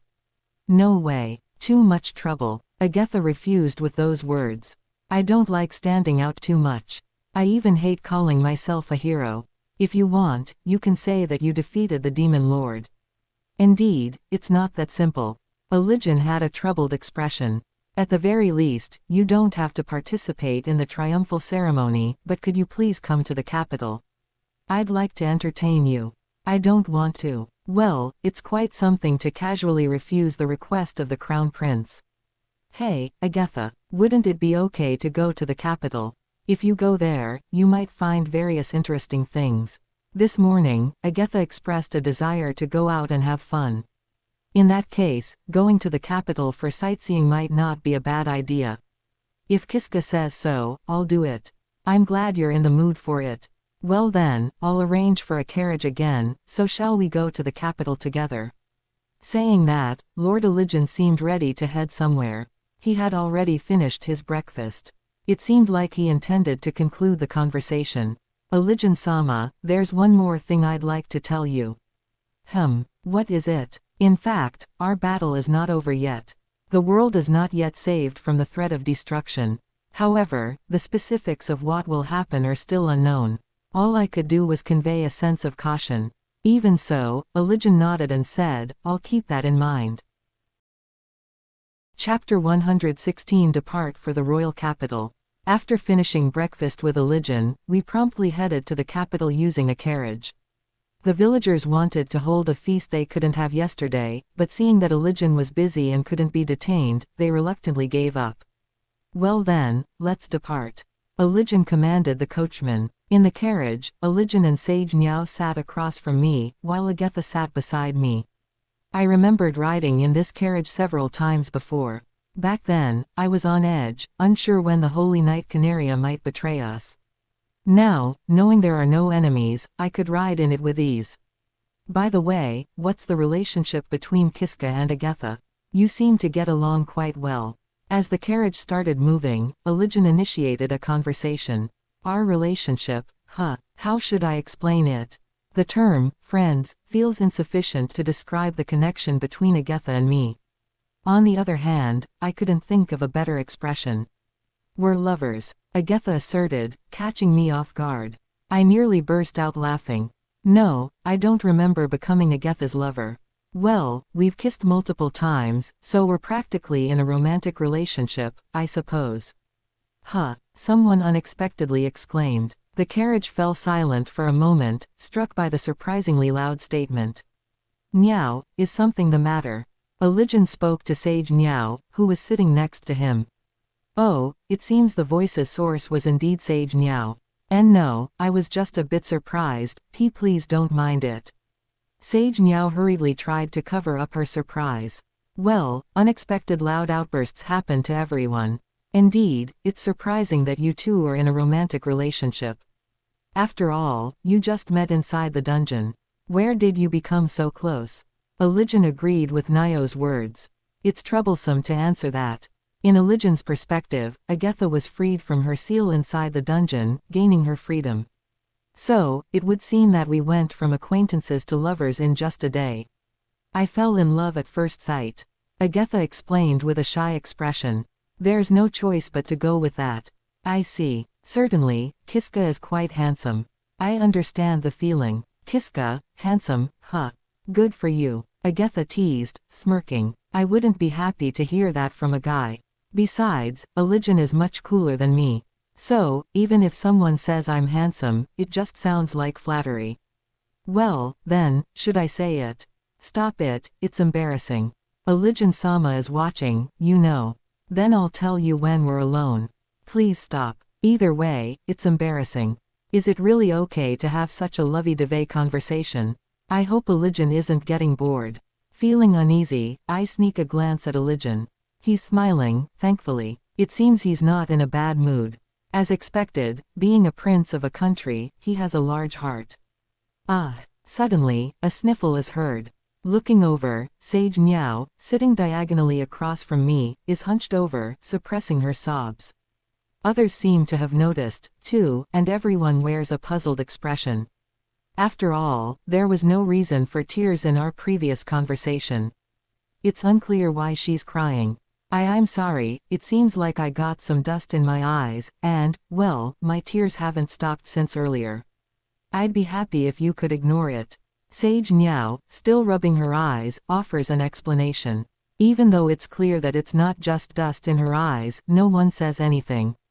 Everyone probably had the same thought, but no one voiced it. In the end, due to the mysterious tears of Sage Niao, the atmosphere inside the carriage became heavy, and naturally, the conversation dwindled.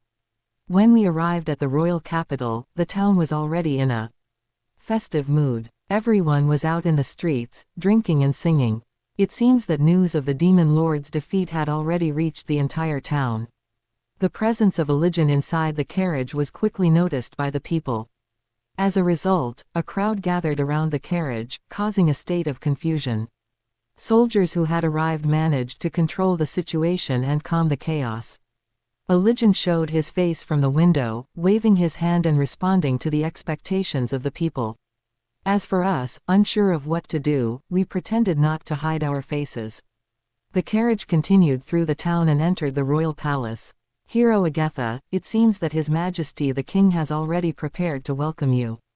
Would you please come? When the carriage stopped, Ilijan spoke with the soldiers outside, then returned to the carriage, inviting Agatha. Sure. Agatha's expression clearly showed that she found it troublesome.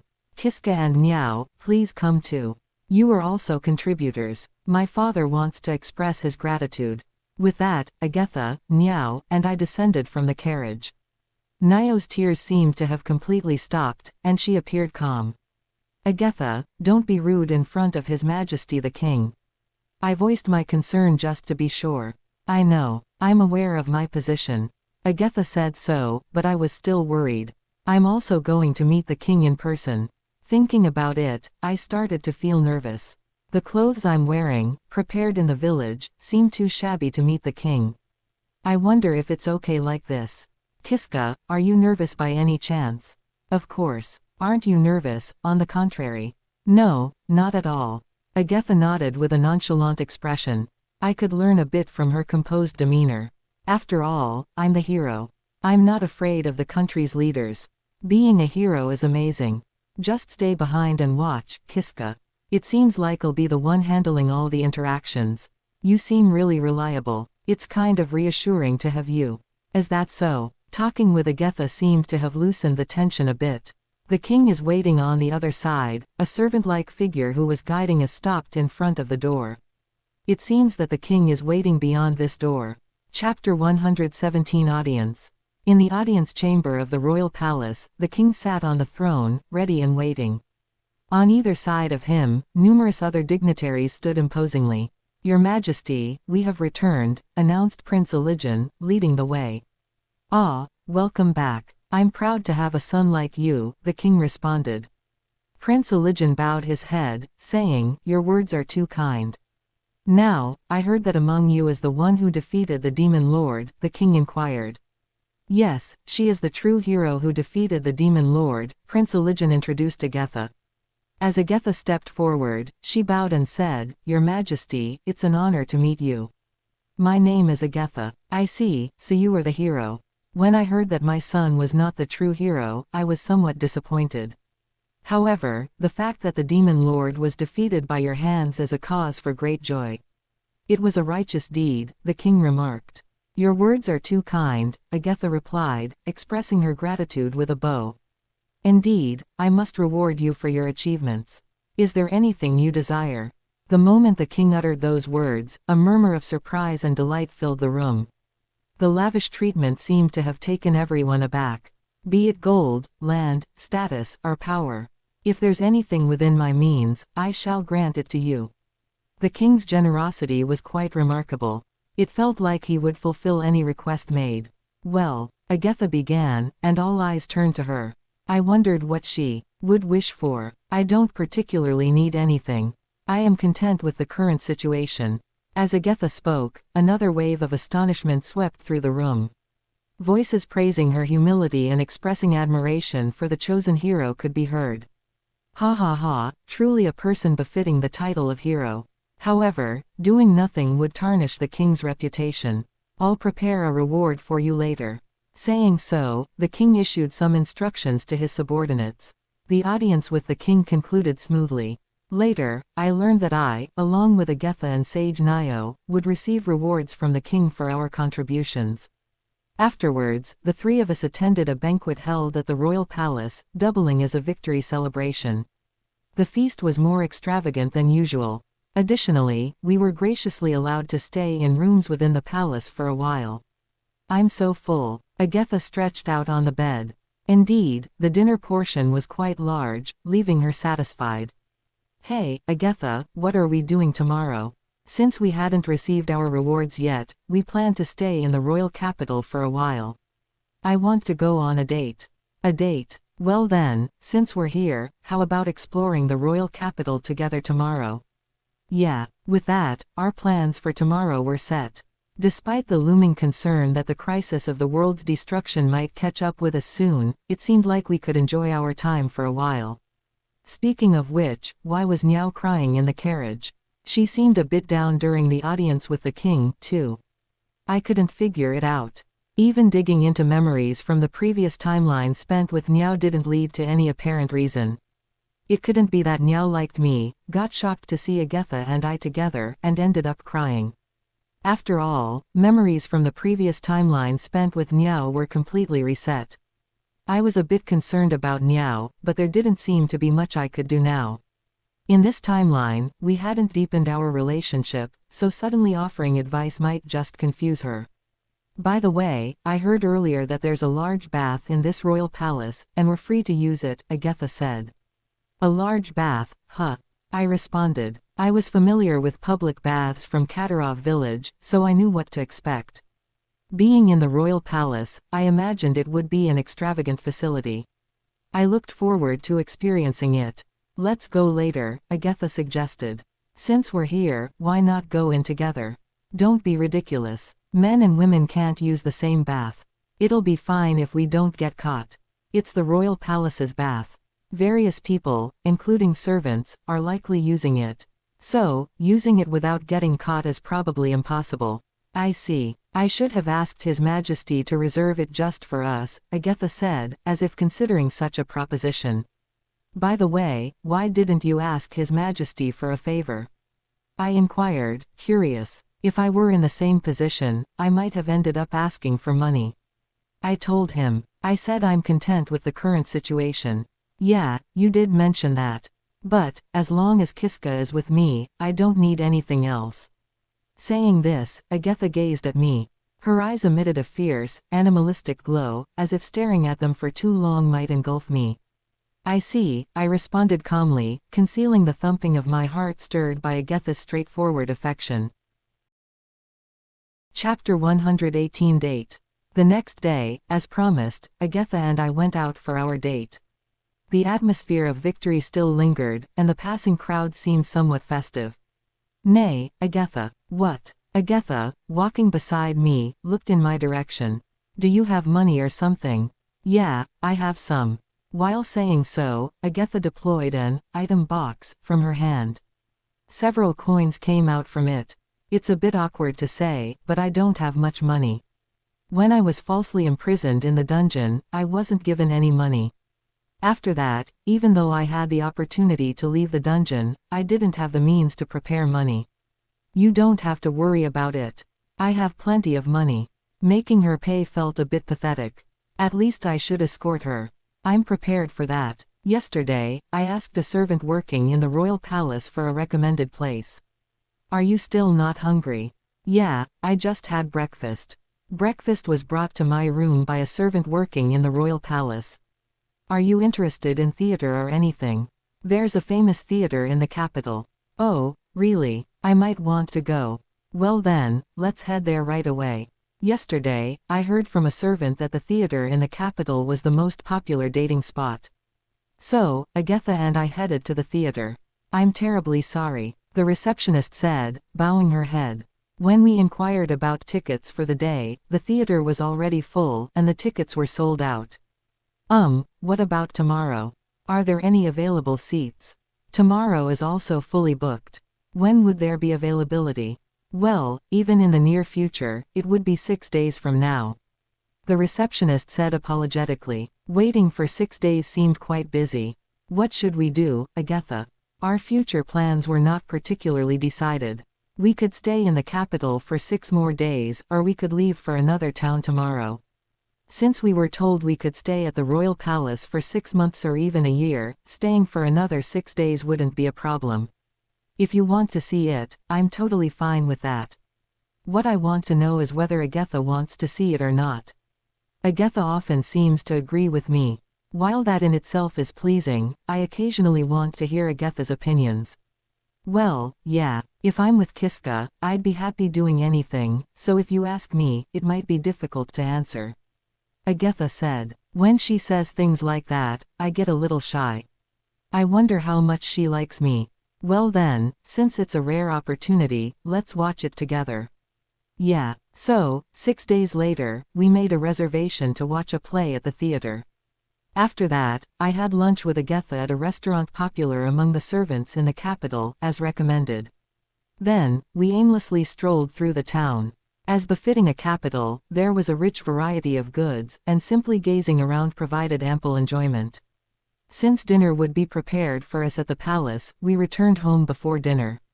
May we come in? After spending a relaxed time with Agatha in the room after dinner, we heard a knock on the door.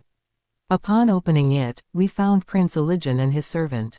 It seemed that dinner was served separately in rooms according to one's status, and since we had eaten in a guest room, we hadn't had the chance to meet Prince Elijan. I have a favor to ask of Hero Agatha.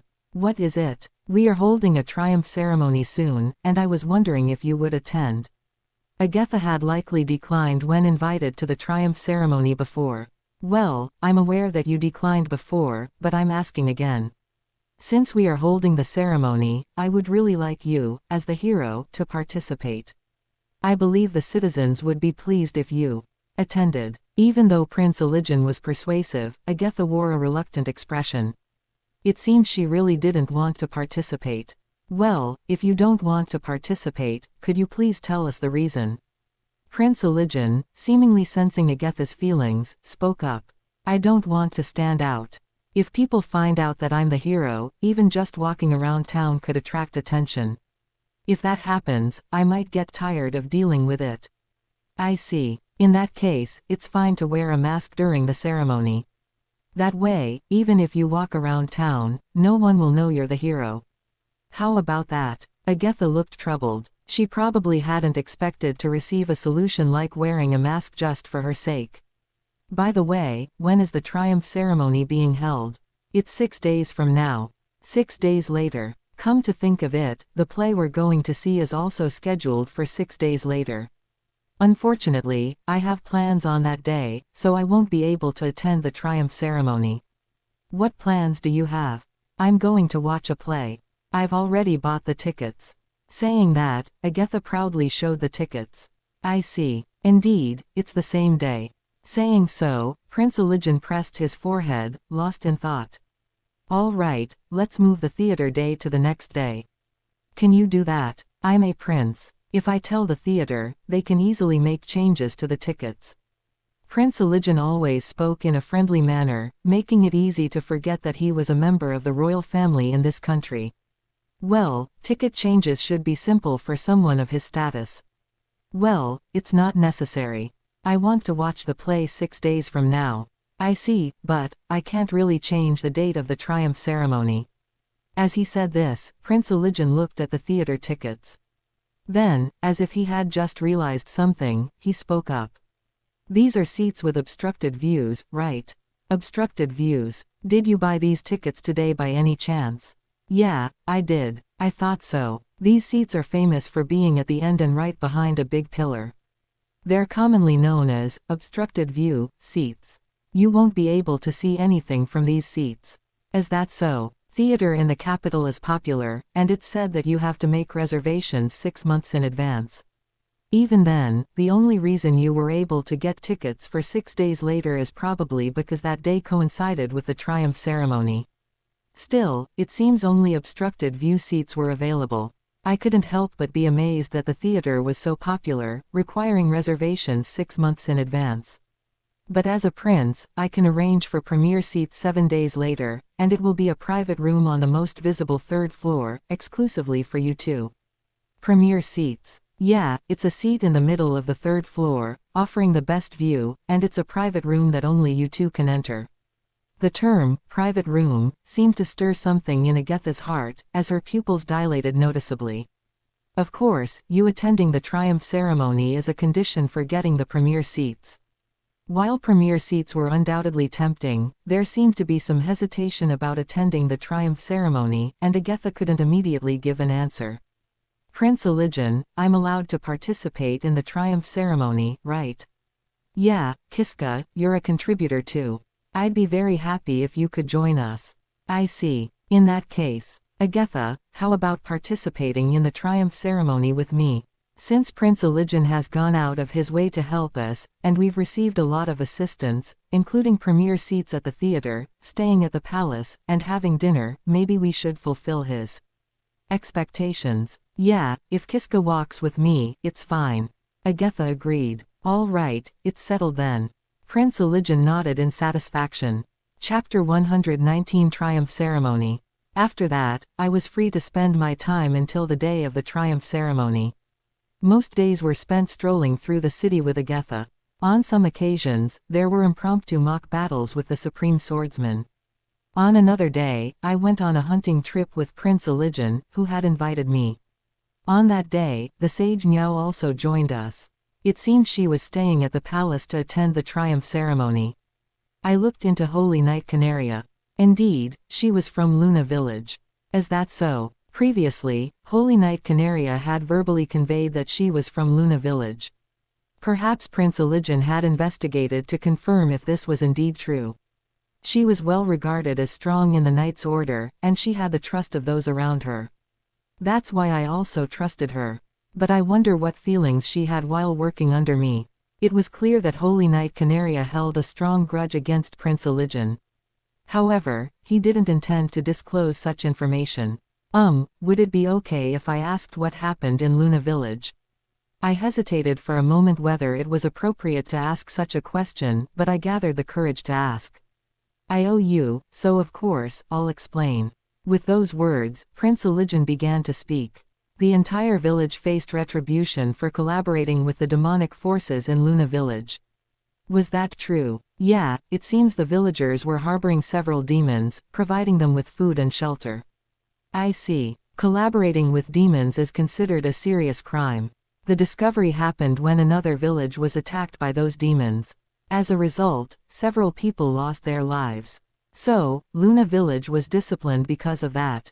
Yeah, His Majesty was extremely angry, and that decision was made. And did Elijin-sama also participate? Yeah, as the leader, I led the soldiers. But I was young at the time and couldn't do much. His Majesty, wanting to claim credit, forcibly made me the leader. I see. It was a fact that sacrifices were made due to the villagers collaborating with demons, and considering that, the disciplinary action seemed unavoidable. I believe that discipline was a mistake. Prince Elijin asserted clearly. Collaborating with demons is certainly a serious crime, but there was no need to kill innocent women and children. At that time, I should have stopped my subordinates from excessive actions. Saying so, Prince Ilijan wore a pained expression. I couldn't imagine what had happened in Luna village. However, Prince Ilijan's expression indicated that something quite cruel had taken place there. I thought he must be a kind person as I observed Prince Ilijan. The day of the triumph ceremony arrived. In attendance were not only people I knew, such as Prince Ilijan and Agatha, but also many soldiers who had fought against the demons. Additionally, the body of the demon lord Zoga was affixed to a pillar, displayed as a spectacle. While it's customary for participants to walk in triumph ceremonies, some individuals, like Prince Ilijan, rode on horse-drawn carriages without roofs. Hero Agatha, I want you to ride this. Heroes should stand out the most. Saying so, Prince Ilijan showed a gigantic demon, towering enough to look up to. I was utterly surprised as I hadn't imagined riding on a demon. It's a sand lizard. A very gentle demon that listens well to human commands. But I don't want to stand out. It's fine. That's why you're wearing a mask, right? Agatha wore an ornate black mask that one might wear to a masquerade ball. By the way, I was also wearing the same mask, as Agatha had requested matching masks. There wasn't a profound reason behind it. Then, riding on the sand lizard together with Agatha, we continued to wave to the audience. I thought it wouldn't be that difficult, but surprisingly, it was tiring. Kiska, are you okay? I'm quite tired. Just waving hands can be unexpectedly exhausting. Yeah, I knew that because of my experience. Is that so? Being a hero, perhaps such experiences were quite common. Even so, the popularity of the hero is incredible. When I looked down, the audience was fervently waving their hands towards us. This is why I didn't like it. If we weren't wearing masks, I think we wouldn't be able to walk through the town normally starting tomorrow. Indeed, that's possible. The enthusiasm for the hero was abnormal. I could somehow understand why Agatha was reluctant to participate in the triumph ceremony. I hope tomorrow comes soon. Yeah, tomorrow is the long-awaited day to go and watch the theater. Chapter 120 Theater. Hey, how does this look? Saying that, Agatha spun around on the spot. Oh, it looks cute. Really, thank you. It seems that dressing up more than usual is considered etiquette when going to the theater. Therefore, we had previously gone to a clothing store to have expensive outfits tailored for us. Agatha was wearing a long black dress with a design that was sheer at the shoulders and chest. She had a large flower-shaped accessory on her head. You look handsome too, Kiska. Is that so? I stammered a bit in response to the compliment. I was also wearing a suit. I recalled paying a considerable amount for this suit. Since I didn't have any money, Agatha covered the expenses for me. I made a mental note to repay her with the reward money I received from the king. Well then, shall we go? Saying that, Agatha came over and linked arms with me. Then, we walked together to the theater. The tickets given by Prince Ilijan were indeed in a special seating area, the best seats on the third floor. Moreover, it was a private room, with only the two of us, and if we rang the bell, attendants would come and pour drinks for us freely. By the way, Agatha, how old are you? Why are you asking that? I was curious if you can drink alcohol. Agatha's appearance is that of a delicate young girl. In this country, it's generally acceptable for anyone beyond small children to drink alcohol, so I assumed it wouldn't be an issue. Depending on whether you include the time I was sealed or not, my age changes significantly. You don't have to include that. Then let's say I'm 15. Alright, so alcohol is fine. And how about you, Kiska? How old are you? I'm 18. Surprisingly older. Does that mean I look younger than I am? After ordering wine and toasting, the play began. I had initially thought it would only involve actors performing, but it started with powerful performances by numerous musicians. Then the actors sang while mouthing their lines. Agatha explained that this was called opera. Before I knew it, I was completely captivated by the opera. The story was about a protagonist wielding a sword to save a beautiful angel who had been put to sleep for defying the gods. In the end, the protagonist kissed the angel, she woke up, and they pledged eternal love. Although the performance was an extensive production lasting for hours, it seemed to end in the blink of an eye. I had casually visited the theater due to its popularity, but I never expected to be so mesmerized. My heart was still pounding, and the excitement lingered. "I'm glad," I said to Agaha, and she nodded with a slight blush, perhaps from the alcohol. We had a light dinner before heading to the theater, so all that was left was to return. We walked back to the palace where we were staying. On the way, we didn't exchange a single word, the lingering emotions from the opera still filled our minds. "It's late now, let's go to bed," I suggested when we reached the front of our rooms. We each had our own room, and it had become a recent habit to return to our rooms before sleeping. However, tonight was different. Agatha had grabbed onto my clothes and wouldn't let go. "Agatha," I called out, but she remained silent. She didn't make eye contact and kept her head down. Moreover, her face was as red as if it were on fire. Even without her saying anything, I already knew what she wanted. I couldn't help but recall that day, the day I rejected Agatha. At that time, my emotional wounds hadn't healed, and I still didn't understand her well, so I rejected her. But I regretted it because my rejection had hurt her. I had decided that if such a situation arose again, I would accept her. Suddenly, she muttered something without raising her gaze. "I don't want to be alone tonight." As soon as she said that, something within me snapped. I've done it. I lay in bed, consumed by regret. Agatha was sleeping beside me. As soon as I had done what I did, a sudden wave of sobriety washed over me. I couldn't help but feel like a despicable man. First, I had gotten involved with Niao, and now I had crossed the line with Agatha. Thinking about it, I seemed like a lowlife. However, if I were to reject Agatha's affection, it seemed like I might end up getting killed by her or, worse, she might choose to take her own life. So, I couldn't just back off. Of course, there's no denying the fact that I couldn't resist the advances of a cute girl. And as for Niao, she probably doesn't remember our relationship, so that should be okay. Maybe. Agatha is likely to be jealous, so I can't let her find out about Niao. I've also created a complicated situation, and I need to take responsibility. Do I have to go and introduce myself to Agatha's parents? Wait, didn't Agatha mention she came from a different world? If that's the case, her parents might also be in a different world.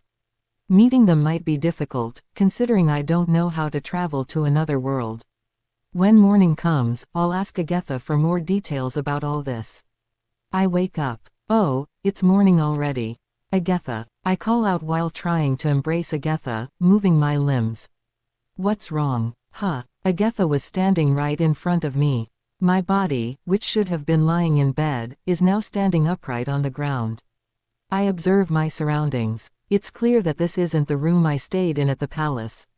Where is this? Are you half asleep? Pull yourself together. We're about to go defeat the Demon Lord, and you're acting like this, it's annoying. The Demon Lord, I mutter, realizing that we are inside a dungeon. We've already defeated the Demon Lord, haven't we? Huh, are you really half asleep? The Agatha in front of me wears a puzzled expression. Ah, this atmosphere, it's the Black Agatha. Quote ellipsis ellipsis ellipsis ellipsis exclamation mark quote. Finally understanding the situation, I feel a chilling sensation. Yes, time has rewound again. Moreover, it seems to be before defeating the Demon Lord, meaning we've been set back a whole week.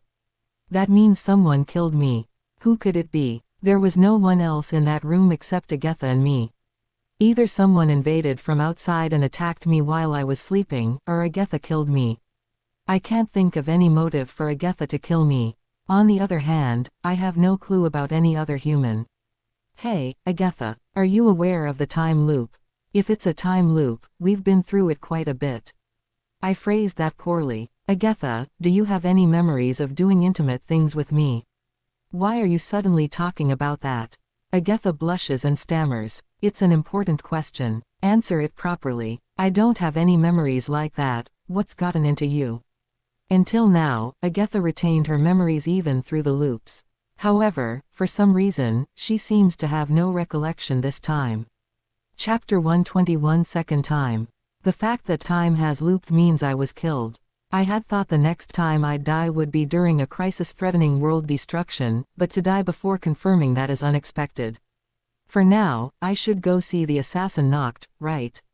Yeah, that's right. You caught on quickly. I've already been through this loop.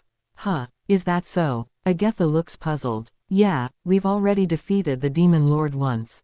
After that, I was killed by someone and the loop started again. Seriously, don't you remember anything? No, I really don't. Agatha says that and falls into contemplation. Well, fine. If you've been through it once. There's no need to explain everything. Let's defeat the demon lord soon. The demon lord Zoga has already been defeated in the previous loop. If that's the case, there shouldn't be any problems if we follow the same path. After that, things progressed as they did before. After encountering the assassin knocked and acquiring the thief's skills, Agatha knocked out hero Eligen, released her seal, defeated the warrior Gorgono and the holy knight Canaria.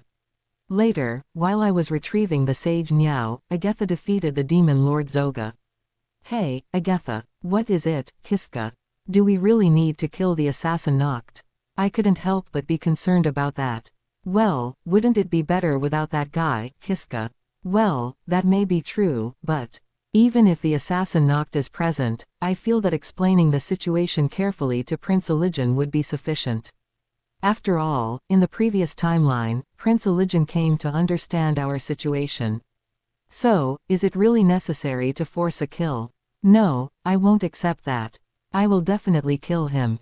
Even after explaining, Agatha stubbornly refused to change her opinion. Judging from her expression, it seemed like there were reasons beyond avoiding tarnishing the reputation of the Alcus people. Although I didn't voice it aloud. In the end, after defeating the demon lord Zoga, Agatha unexpectedly killed the assassin knocked. Afterward, everything proceeded without any issues. Using Sage Niao's teleportation array, we returned to Katarov village, and the next day, we explained the situation to Prince Eligen, who understood and agreed. Subsequently, along with Prince Eligen and Sage Niao, we headed to the capital city by carriage. Just like before, for some reason, Sage Niao was crying inside the carriage. Upon reaching the capital, we had an audience with the king and then attended a banquet. Nothing had changed from the previous loop. Kiska, can I come into your room? Yeah, sure, I responded, wondering what she was up to in the middle of the night. Agatha seemed to have just taken a bath, as her hair was damp. In the previous timeline, after taking a bath, we each went to our own rooms to sleep.